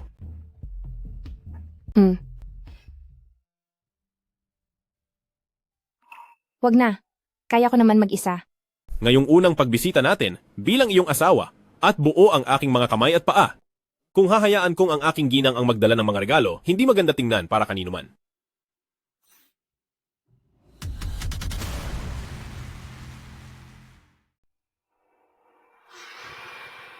Tio, alam mo naman siguro, ang relasyon namin ni Sofia Santos, di ba? Simula nang ipagkasundo kami ng matandang Ginoo kay Sofia, at naging kami, nakapaglakad ka na ng taas noo sa ang pamilya Santos. Christian, si Sofia ang may kasalanan ngayon. Hindi lang talaga marunong ang batang iyan. Nakakatandang tiyo, matagal nang nagloloko si Ate Sofia sa likod ni Kuya Christian. Ang pamilya Cruz ay isang marangal na pamilya. Paano naman nakagawa ng ganoong? Hindi makatwiran si Ate Sofia. Kalokohan! Talagang kalokohan! Paano ako nagkaroon ng ganyang walang kwentang anak? Ay, Christian, si Sofia ang may kasalanan. Patawarin mo kami, Christian. Hayaan na. Pareho lang naman. Kung sino ang pakasalan ko, sino ba ang nagsabing si Sofia Santos lang ang anak na babae ng ang pamilya Santos? Tio, narinig ko na nag-invest ka sa isang proyekto at nawalan ka ng ilang daang libo. Medyo gipit ka ba ngayon? Ay, oo.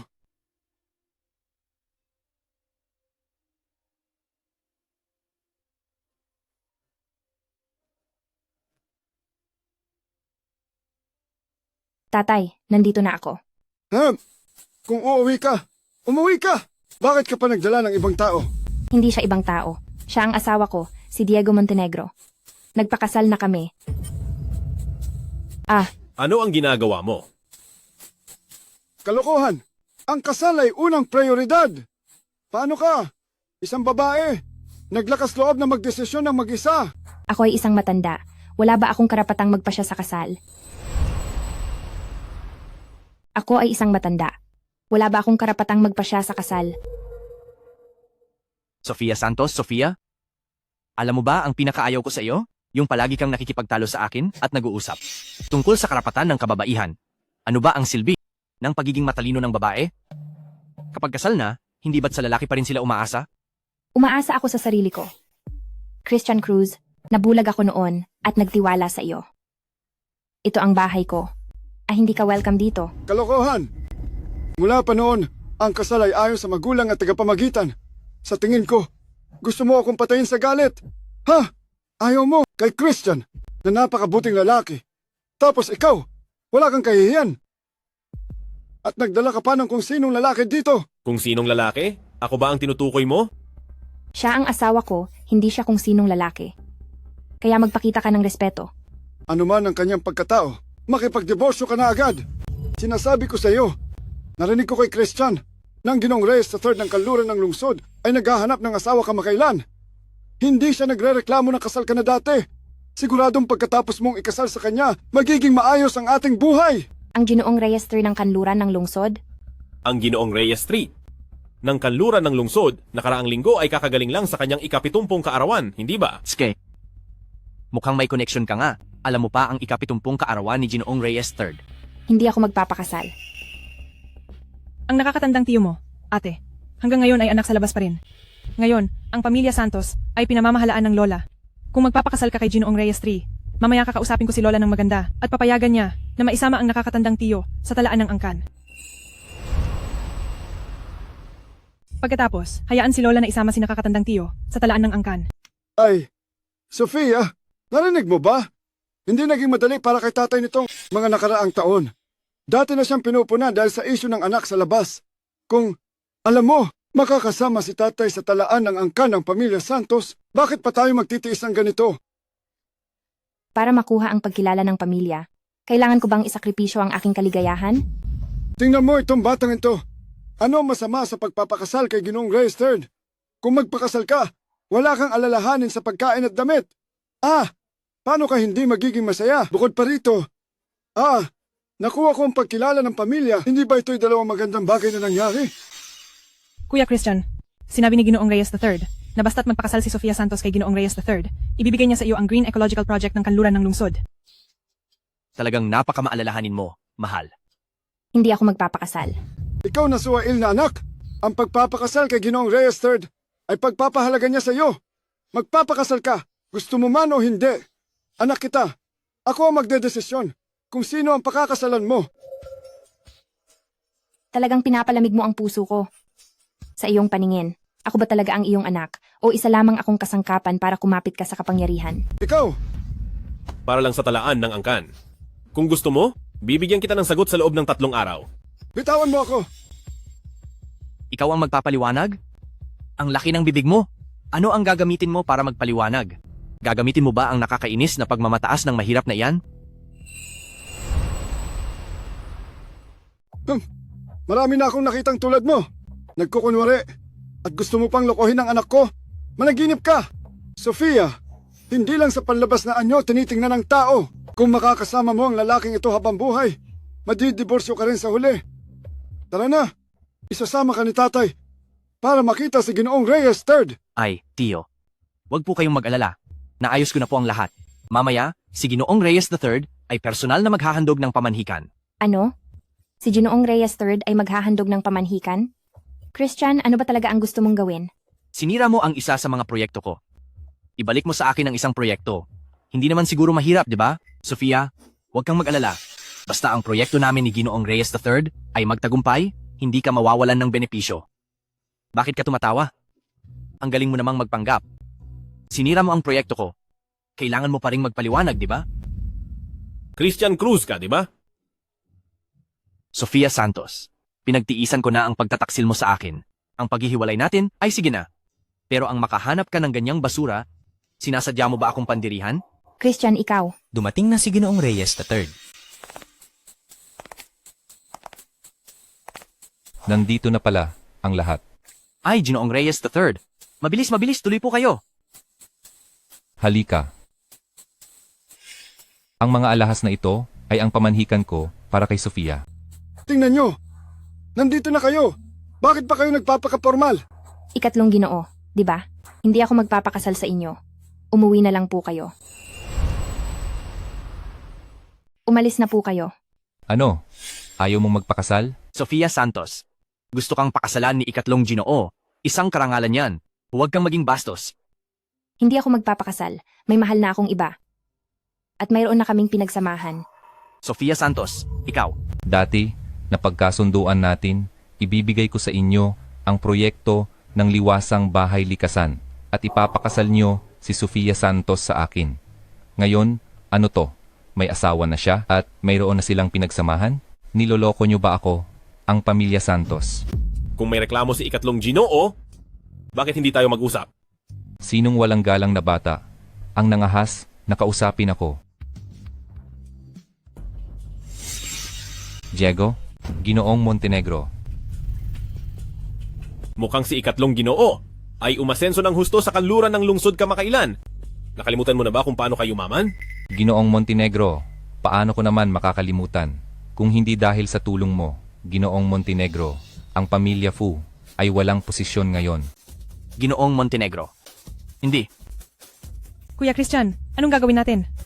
Ikatlong Ginoo, ang lakas ng loob mo? Pati ang babae ko ay hinawakan mo. Ay, Ginoong Montenegro, nagkamali ako. Paano ko malalaman na ang maliit na ang pamilya Santos ay kamag-anak mo pala? Lumayas ka. Ay,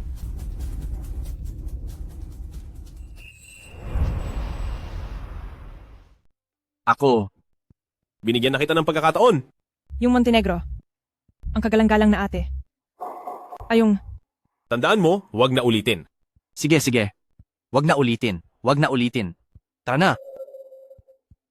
Sofia, aking mabuting anak, hindi ba siya ang may kapangyarihan ng ang pamilya Montenegro? Ang unang pamilya sa imperial na Kapitolyo? Hoy, manugang! Halika, halika! Umupo ka! Tayo ay mag-amay uminom. Hindi na kailangan. Hindi ba't kanina lang ay tawag mo sa kanya ay ligaw na lalaki? Ang ganitong uri ng pekeng kabutihan mo ay hindi namin kailangan.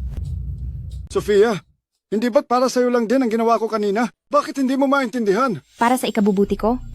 Akala mo ba ay 3 taong gulang ako? Sino sa mundong ito ang amang tulad mo? Na para sa sariling kapakanan ay isasakripisyo ang sariling anak. Hindi ako! Salamat kanina. Bakit ka umiiyak?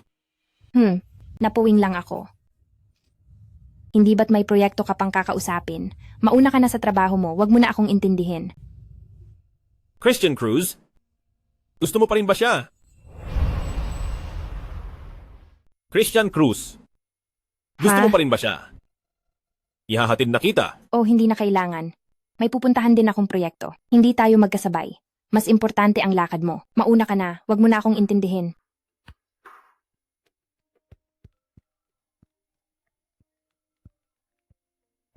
Ano yon? Presidente, si Chairman Tan ng grupo ng Baguio sa lungsod ng Playa ay nag-schedule ng pag-uusap sa proyekto. Ang oras ay 2:00 ng hapon. Kailangan bang ipagpaliban? Hindi na kailangan, papunta na ako. At nga pala, ipaalam mo na. Lahat ng proyekto na may kinalaman sa Grupo Cruz ay kanselado. Opo, Presidente. Sekretarya Garcia, bakit ka tumawag sa akin? Hello, Sekretarya Garcia. Hinahanap ba ako ni Diego? May problema ba? Ginang, lasing ang presidente sa business dinner. May kailangan akong asikasuhin dito, hindi ako makaalis. Pwede ka bang sunduin ang presidente ngayon? Lasing sa business dinner? Sige, papunta na ako. Diego, isa pa. Inom pa tayo. Diego, aalagaan kitang mabuti ngayong gabi.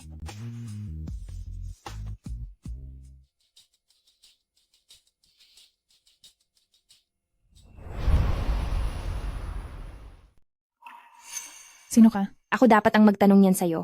Ako si Jasmine Salvador. Ang panganay na binibini ng pamilya Salvador. Sino ka ba talaga? Umalis ka na. Ipakilala ko lang, ang lalaking nasa tabi mo ay ang aking asawa. Ngayon, sino sa tingin mo ako? Ang asawa mo? Bakit hindi ko narinig nakasal na si Kuya Diego? Dati wala, pero ngayon meron na. Binibining Salvador, isang dalagang tulad mo, na lumalandi sa may asawa, hindi ba masisira? Ang reputasyon mo. Sino ang sinasabi mong lumalandi sa may asawa? Si Kuya Diego ay akin, at akin lang. Sino ka sa tingin mo? Karapat dapat ka bang maging asawa ni Kuya Diego? Kami ni Kuya Diego ay magkababata, at ang aking ama ay matagal nang gustong ipakasal ako. Kay Kuya Diego, umalis ka na. Hindi ka ba tinuruan ng iyong mga magulang ng tama, katarungan, kabutihan at kahihiyan? Ikaw na bruha ka. Kuya Diego, gising ka na. Siya, inapin niya ako. Sinabi pa niyang asawa mo siya. Sinaktan niya rin ako kanina. Kailangan mo akong ipagtanggol. Ang tao ko, naglakas loob kang hawakan. Kuya Diego ako. Kung mangyari ulit yan, maghanda ang pamilya Salvador sa pagkabangkarote. Kuya Diego, paano mo nagawa yan?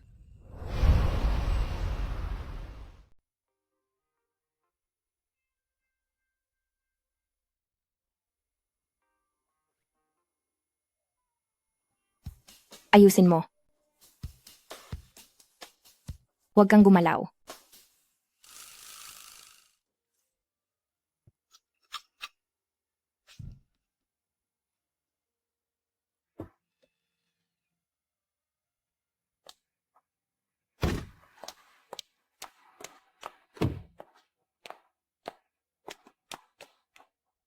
Bumangon ka na.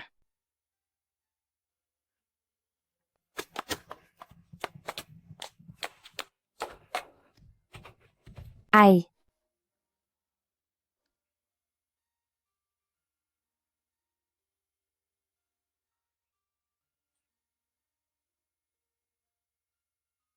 Ang laki-laki mo na, ano bang ginagawa mo?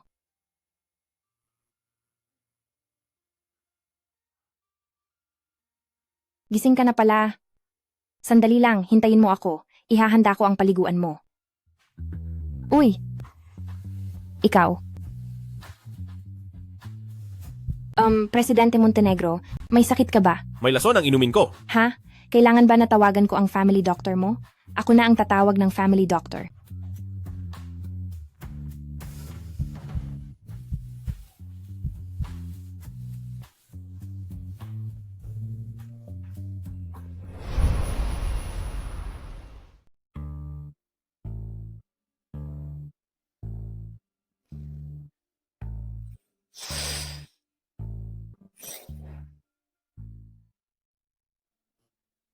Anong ginagawa mo rito? Ang nangyari kagabi at hindi mo naaalala? Anong nangyari? Nandito ka kagabi, hindi mo talaga naaalala? Ayos lang. Maluwag ang puso ko, kaya hindi ko na yon papansinin. Pero, pupunta ako sa ampunan ngayon para mag-volunteer, kaya baka kailangan mong lutuin ang sarili mong tanghalian at hapunan. Aalis na ako. Teka lang. Ano ba talaga ang nangyari kagabi? Kagabi. At hindi mo naaalala? May ginawa ba ako sa'yo? Lintik, ano ba talaga ang ginawa ko sa kanya kagabi? Hayaan mo na. Ayos lang. Kalimutan mo na lang. Hindi naman maganda ang nangyari. Kagabi, may inasikaso ako. May naglagay ng kung ano sa inumin ko. Inutusan ko ang sekretarya na sunduin mo ako. Ang natitira, hindi ko na talaga matandaan. Inutusan mo si Sekretarya Garcia na sunduin kita? Tama. Alam niyang uminom siya ng espesyal na inumin. Tapos ako pa ang pinasundo niya? Ang lalaking to. May ginawa ba ako sa'yo? Wala. Wala kang ginawa. May gagawin pa ako, aalis na ako. Teka, Lintik, Kuya Christian, anong nangyayari? Nabalitaan ko na hindi natuloy ang proyekto ng bahay likasan. Paano pati ang proyekto ng asul na kalangitan at ang proyekto ng amusement park ay binawi ang pondo? Anong nangyayari dito? masyadong kakaiba ang mga pangyayari. Ang pamilya De La Cruz Alonzo at grupo ng kagandahan ay sabay-sabay na binawi ang kanilang pondo, hindi ito aksidente. Baka yung Ginoong Montenegro. Nabalitaan ko na ang pamilya Montenegro sa Kapitolyo ay may pinakamataas na posisyon, parang piramid, ang may kapangyarihan ng ang pamilya Montenegro. Nabalitaan ko na tinatawag siyang prinsipe ng korona sa mga bilog. Hindi ko alam kung anong kakayahan ni Sofia Santos para lumandi kay Ginoong Montenegro. Hoy, Kuya Christian, saan ka pupunta? Pupuntahan ko si Sofia Santos.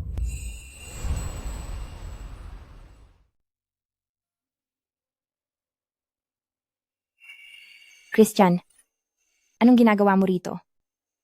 Sofia, alam kong nandito ka. Tuwing Sabado, dito ka nagboboluntaryo. Lahat ng ito ay nasa puso ko. Christian, sa pagitan natin, wala nang anumang pagmamahal. Ito ay isang ampunan, hindi ito basurahan. Lumayas ka. Sofia, dati, nagkamali ako, nasaktan kita. Pero lahat ng iyon ay napilitan lang ako. Napilitan? Ang galing mo namang napilitan. Napilitan kang, ibigay ako kay Boss Alonzo. Napilitan kang ipahamak ako para ipakasal ako. Sa isang 70 taong gulang na matanda, napilitan kang makipagrelasyon sa pinsan ko ng patago. Christian, alam mo kung anong klaseng tao ang pinakaayaw ko. Itigil mo na ang pagpapanggap mo. Hindi ganoon. Makinig ka sa akin. Ako at si Yara Santos ay nagpapanggap lang. Hindi mo siya gusto? Hindi mo siya gusto? Nagyayakapan kayo. Para kanino ang pagpapanggap mo? Sofia, sa Pamilya Cruz, isa lang akong anak sa labas. Para mapanatili ang posisyon ko sa Pamilya Cruz, si Yara Santos, bilang nag-iisang tagapagmana ng Pamilya Santos, kailangan ko siyang makasama para makuha ang posisyon ng may kapangyarihan ng Pamilya Cruz. Pero huwag kang mag-alala, Sofia. Kapag nagamit ko na si Yara Santos at napagtibay ko na ang posisyon ko sa pamilya, pakakasalan kita. Kung ganoon, ikaw at si Yara Santos ay nagagamit lang ang isa't isa? Kung ganoon, kayo ni Yara ay nagagamit lang pala. Tama, Sofia. Hintayin mo ako. Bigyan mo ako ng oras. Kapag namana ko na ang Pamilya Cruz, pakakasalan kita. Christian Cruz, ang galing mong mangako ng walang laman. Bata ba ako para lokohin mo? Sofia, lahat ng sinabi ko ay totoo. Mula simula hanggang wakas, ikaw lang ang nasa puso ko. Kung sino man ang nasa puso mo, wala akong pakialam. Kasal na ako. Kung sino man ang gusto mo sa hinaharap, problema mo na yan. Sofia, nasa tabi ka na ngayon ni Ginoong Montenegro. Pwede mo ba akong tulungan? Tulungan? Hindi ka na nagpapanggap na nagmamahal. Para sa nakaraan nating samahan, Pwede mo bang pakiusapan si Ginoong Montenegro na palayain ang pamilya Cruz? Kung magpapatuloy ito, talagang mababang karote ang pamilya Cruz. Ang pagkabangkarote ng pamilya Cruz, sariling kagagawan mo yan. Christian Cruz, mula nang una mong planuhin akong saktan, wala nang anumang samahan sa pagitan natin. Sofia Santos, talagang matigas ang ulo niya. Kuya Christian, bakit ka tumatakbo ng ganoon kabilis? Nasaan si Sofia Santos? Kuya Christian, anong nangyari sa'yo? Ayaw ba ni Sofia Santos tumulong? Huwag mong banggitin ang walang hiyang yon. Kuya Christian, narinig ko lang na may gala para sa kawanggawa sa Makalawa. Nabalitaan ko na si Ginoong Lawrence Diaz mula sa ibang bansa ay dadalo rin. Si Ginoong Lawrence Diaz ay isang sikat na investment expert. Kung tutulungan niya tayo, maliligtas ang pamilya Cruz, di ba? Ginoong Lawrence Diaz? Oo, at binigyan din ako ng kaibigan ko ng 2 imbitasyon. Ikaw talaga ang matalino, mahal ko.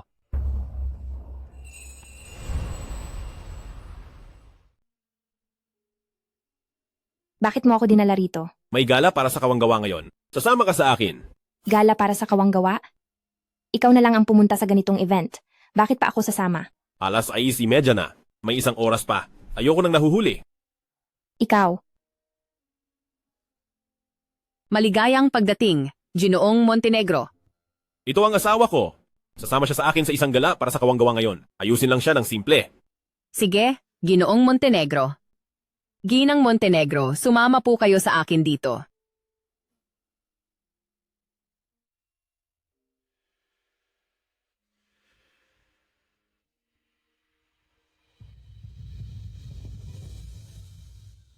Hindi pa ako nakasuot ng ganitong damit. Pangit ba?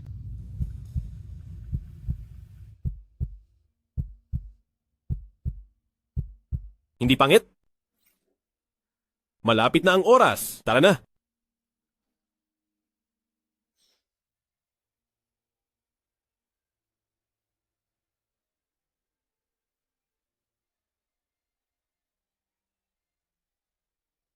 Ano ang kailangan kong tandaan mamaya? Ito ay isang pribadong gala para sa kawanggawa. Hindi mo kailangang kabahan. Huwag kang mag-alala, hindi kita ipapahiya. Anong klaseng gala para sa kawanggawa ito ngayon? Bakit ang daming tao? Ang pribadong gala para sa kawanggawa na inorganisa ni Ginoong Lawrence Diaz. Sinasabi mo ba ang Lawrence Diaz ng mundo ng pamumuhunan? Narinig ko, maraming makapangyarihang kumpanya sa imperial na Kapitolyo ang nagtangkang makipagtulungan sa kanya, ngunit lahat ay tinanggihan. Kahit na, ikaw ay ang prinsipe ng korona ng pamilya Montenegro, pero si Ginoong Lawrence Diaz ay idolo ko pa rin. Ang idolo mo? Noong nasa kolehiyo ako, madalas ikuwento ng guro ko ang mga kuwento ng pamumuhunan ni Ginoong Lawrence Diaz. Sinusundan ko pa nga ang kanyang social media. Ngunit, hindi na siya nagbabahagi ng kanyang karanasan sa pamumuhunan. Huwag kang magbanggit ng ibang lalaki sa harap ko simula ngayon. Si Ginoong Lawrence Diaz ay hindi naman estranghero. Siya ang idolo ko, ang aking layunin. Sa totoo lang, kung magkakaroon ako ng pagkakataong makipag-usap kay Ginoong Lawrence Diaz ngayon, gusto ko siyang tanungin ng ilang tanong.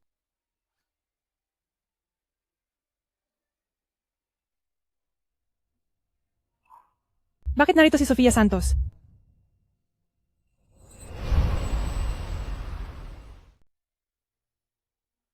Bakit narito si Sofia Santos? Ginoong Lawrence Diaz. Kuya Christian, narinig ko na si Ginoong Lawrence Diaz ay kakaiba ang ugali. Dahil ba hindi tayo naghanda ng regalo, kaya hindi niya tayo pinapansin? Regalo? Oo. Ginoong Montenegro, ikinagagalak kong makilala ka. Ginoong Lawrence Diaz, ipakilala ko, ito ang aking ginang. Ginang Montenegro, tunay na likas, ang iyong kagandahan, nakakabighani. Ginoong Lawrence Diaz, labis. Ang iyong papuri. May problema ba sa kumpanya? Bakit hindi ka muna lumabas?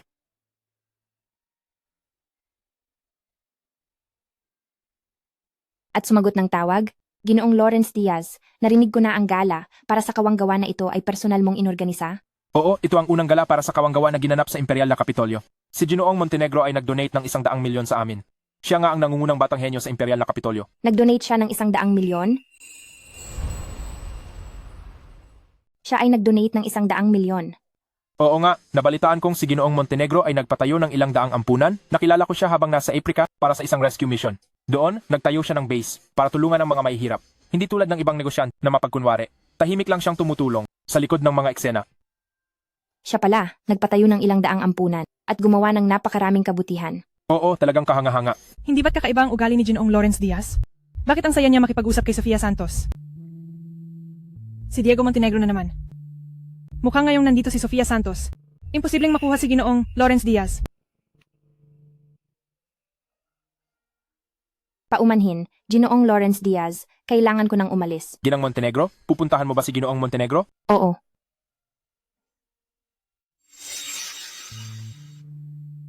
Kuya Christian, saan ka pupunta? Hindi ba't hahanapin natin si Ginoong Lawrence Diaz?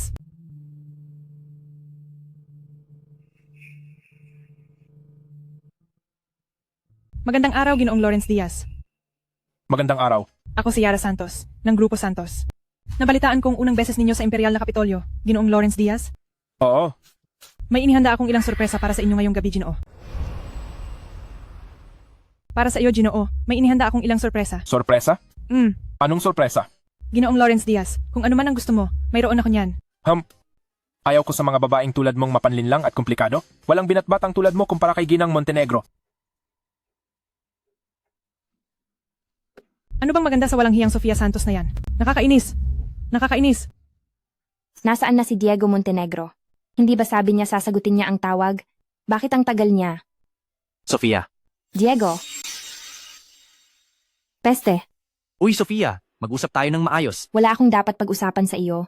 Christian Cruz, mga matatanda na tayo. Hindi mo naman siguro iniisip na magkaibigan pa rin tayo pagkatapos maghiwalay, di ba? Lalo na sa lahat ng ginawa mo sa akin, hindi mo naman siguro nakalimutan agad yon, di ba?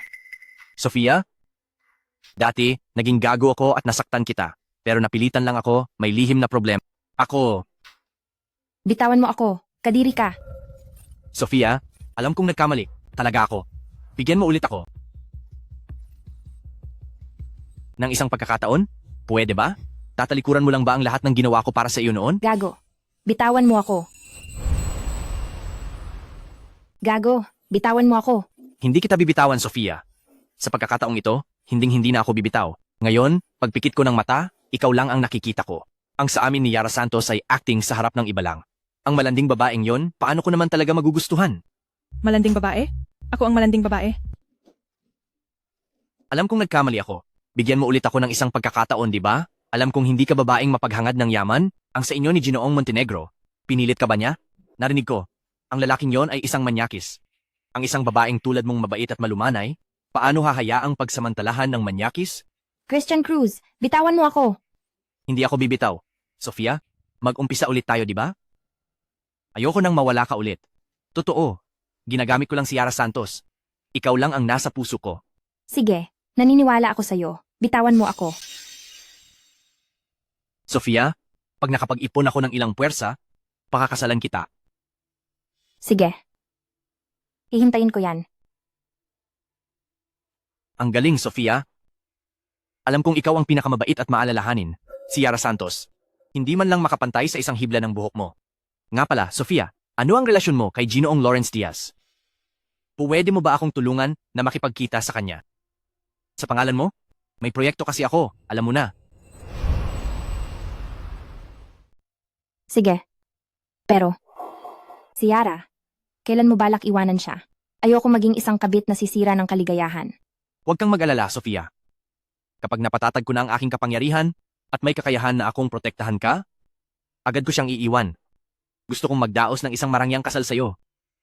Sige, hihintayin kita. Sofia Santos, ikaw na walang hiya. Bakit ka nandito? Sofia Santos, pati ang lalaki ko, inagaw mo pa. Ayaw mo na bang mabuhay? Yara, tingnan mong mabuti. Si Christian Cruz ang nagmakaawa sa akin na bigyan siya ng pagkakataon, nagmakaawa na patawarin ko siya. Wala akong ginawa. Kung hindi mo nilandi si Kuya Christian, mahuhulog ba siya?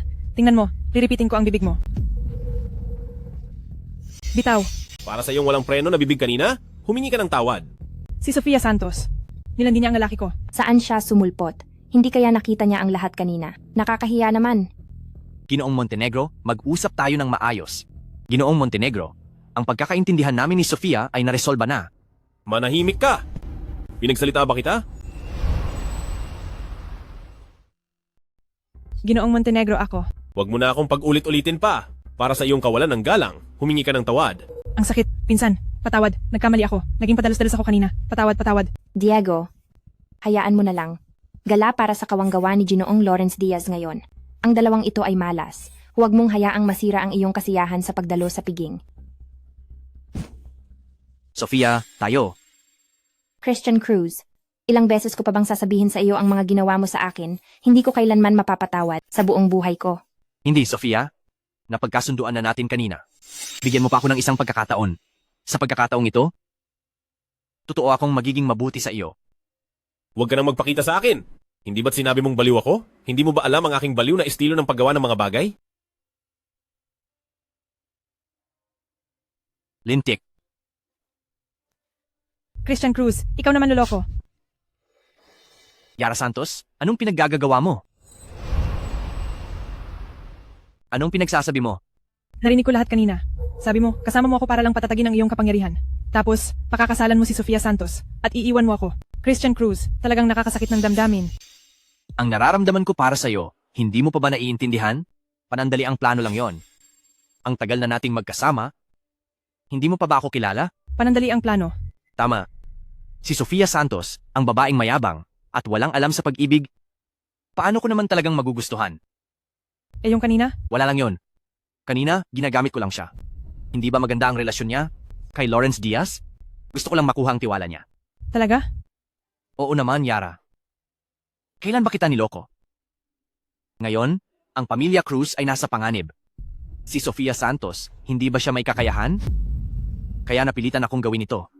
Yara Santos, ang tanga mong yan, kung hindi lang dahil sa'yo, na karapat-dapat na tagapagmana ng ang pamilya Santos, sa tingin mo ba, pakakasalan kita? Sige, naniniwala ako sa'yo.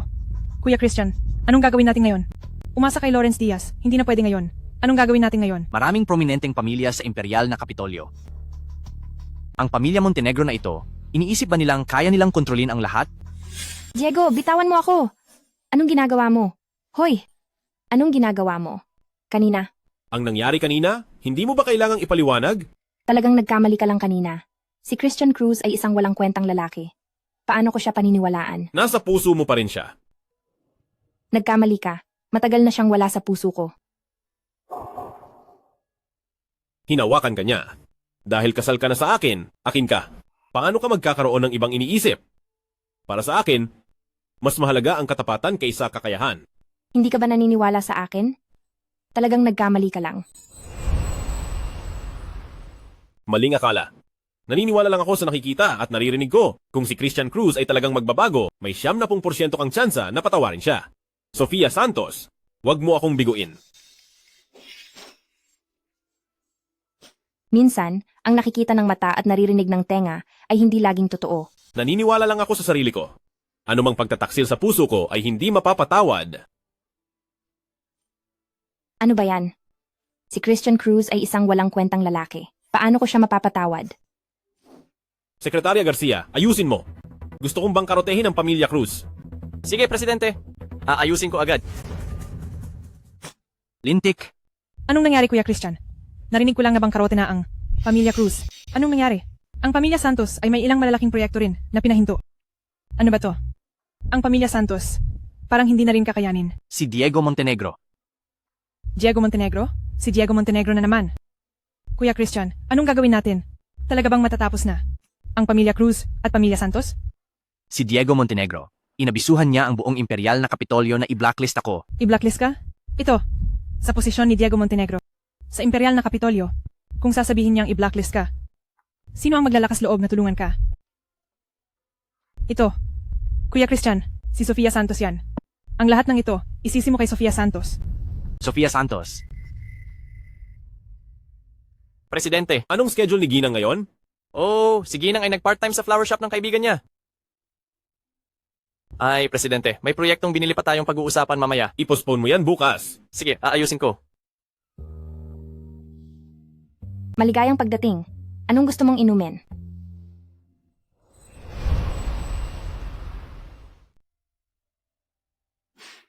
Nagpa-part-time job ka? Hindi. Tindahan ito ng kaibigan ko. Tumutulong lang ako. Ang tanong ko, nagpa-part-time job ka ba? Oo, siguro. Tindahan ng kaibigan ko to. Tumutulong lang ako Tapos binibigyan niya ako ng ilang daang piso. Hindi ba kita kayang buhayin? Hindi ko kailangan ng suporta mo. May sarili akong mga kamay at paa. Kaya kong buhayin ang sarili ko. Sige, tanong ko. Bakit ka nagpa-part-time job dito? Hindi ko ba nasabi? Tindahan ito ng kaibigan ko. Tumutulong lang ako. Niloloko mo pa rin ako? Inimbestigahan ko na. Wala kang kaibigang may tindahan. Oo, nagpa-part-time job ako. Bakit? May nakasaad ba sa kasunduan sa kasal na bawal mag-part-time?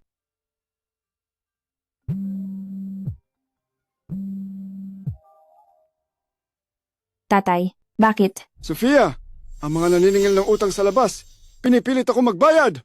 Wala akong pera. Hindi ko na talaga kaya. Hindi ba't nag-transfer ako sa'yo ng 200,000 kahapon? Ano ako sa'yo? ATM? Tao ako, isang buhay na tao. Ay, ito, anak ko. Ako. Pag ano ang gusto mo, sabihin mo ng malinaw? Sige, 3 milyon. Ipapatransfer ko agad sa sekretarya ko sa'yo. Anong ginagawa mo? Alam mo naman ang ugali ng tatay ko. Hindi mo ba alam? Hindi mo siya kailangang tulungan. Kung hindi ko siya tutulungan, mananahimik ka lang ba? Hindi niya ako kailanman itinuring na anak. Makasarili, mahilig kumain at tamad. Walang narating. Kinamumuhian ko siya. Kung gayon, tatanungin kita. Kung may mangyari sa kanya, mananahimik ka lang ba? Kung may masamang mangyari sa kanya, hindi ka ba magsisisi? Hindi ka ba magdaramdam? Sinasabi ko sa'yo, gagawin mo? Ang pagtatrabaho mo rito ay para sa kanya, hindi ba? Ang tindahang ito ay bago mo lang binuksan. Mayroon kang utak pang negosyo. Maganda ang napili mong lokasyon. Malaki ang bilang ng tao. Mayroon akong eksperto sa bagay na ito. Kung may tanong ka, huwag kang mag-atubiling magtanong. Salamat. Ikaw, anong ginagawa mo? Ibaba mo ako. Umuwi ka sa akin. Ang taong ito ay talagang isip bata at mapang-abuso. Sa hinaharap, anumang mangyari, hindi ko gusto na ang aking gina ay may itatago sa akin. Naiintindihan ko.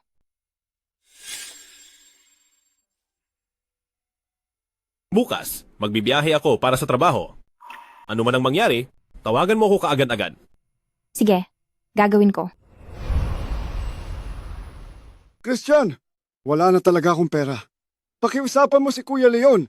Ayoko maputulan ng kamay. Tio? Itong si Sofia Santos ang nagpahirap sa akin? Ngayon, ang buong lungsod ng Monteverde ay binaboykot ako. Sabihin mo, paano ako magmamakaawa para sa'yo? Nakakatandang tiyo, sisihin mo na lang ang walang hiyang anak mo. Ako.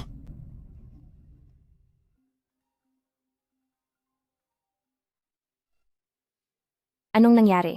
Sofia, iligtas mo ako. Ayokong mamatay. Ayokong maputulan ng kamay. Ikaw ang tunay kong anak. Hindi mo ako pwedeng pabayaan. Nasaan ka? Pupunta ako diyan agad.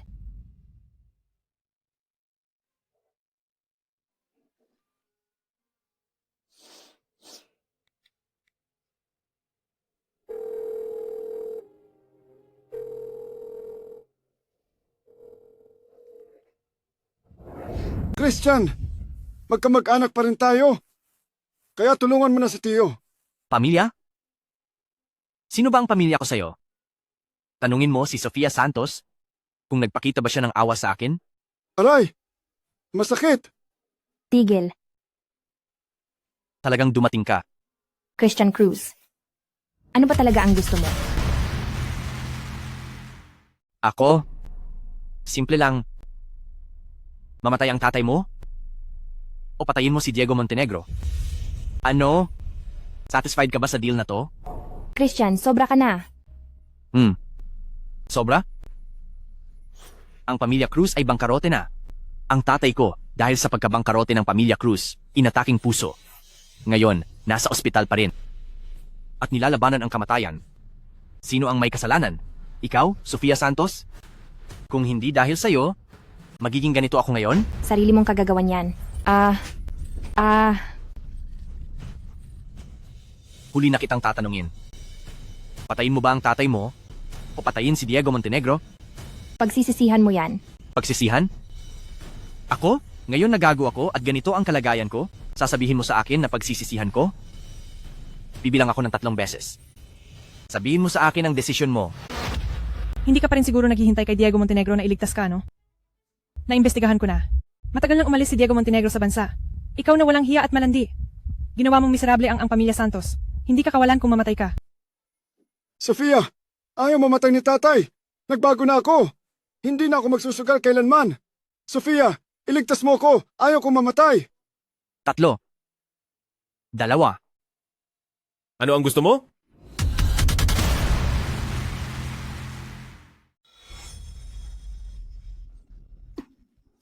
Diego, huwag kang lalapit. Kapag lumapit ka pa, papatayin ko siya. Ano ang gusto mo? Bigyan mo ako ng 100 milyon.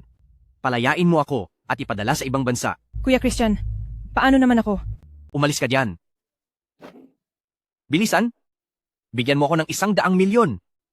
Ipadala mo ako sa ibang bansa. Alam mo ba na ang 2 taong ito sa likod ko ay ngayong taon mga kampiyon at pangalawa sa free fighting? Ikaw.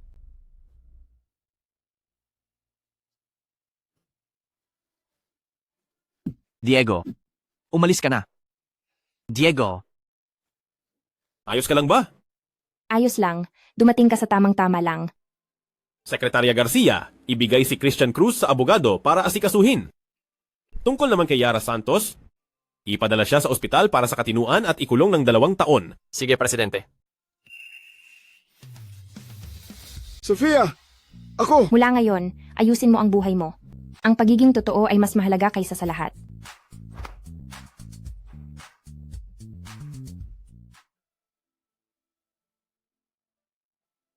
Bakit? Sofia Santos, gusto kong sirain ang kasunduan. Ha? Ano? Ang kasunduan. Hindi pa aabot ng 1 taon ang kasal natin. Gusto ko nang tapusin ito ng maaga. Gusto mong makipagdiborsyo?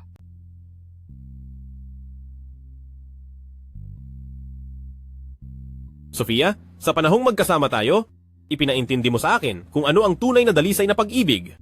Gusto kitang alagaan, pangalagaan habang buhay.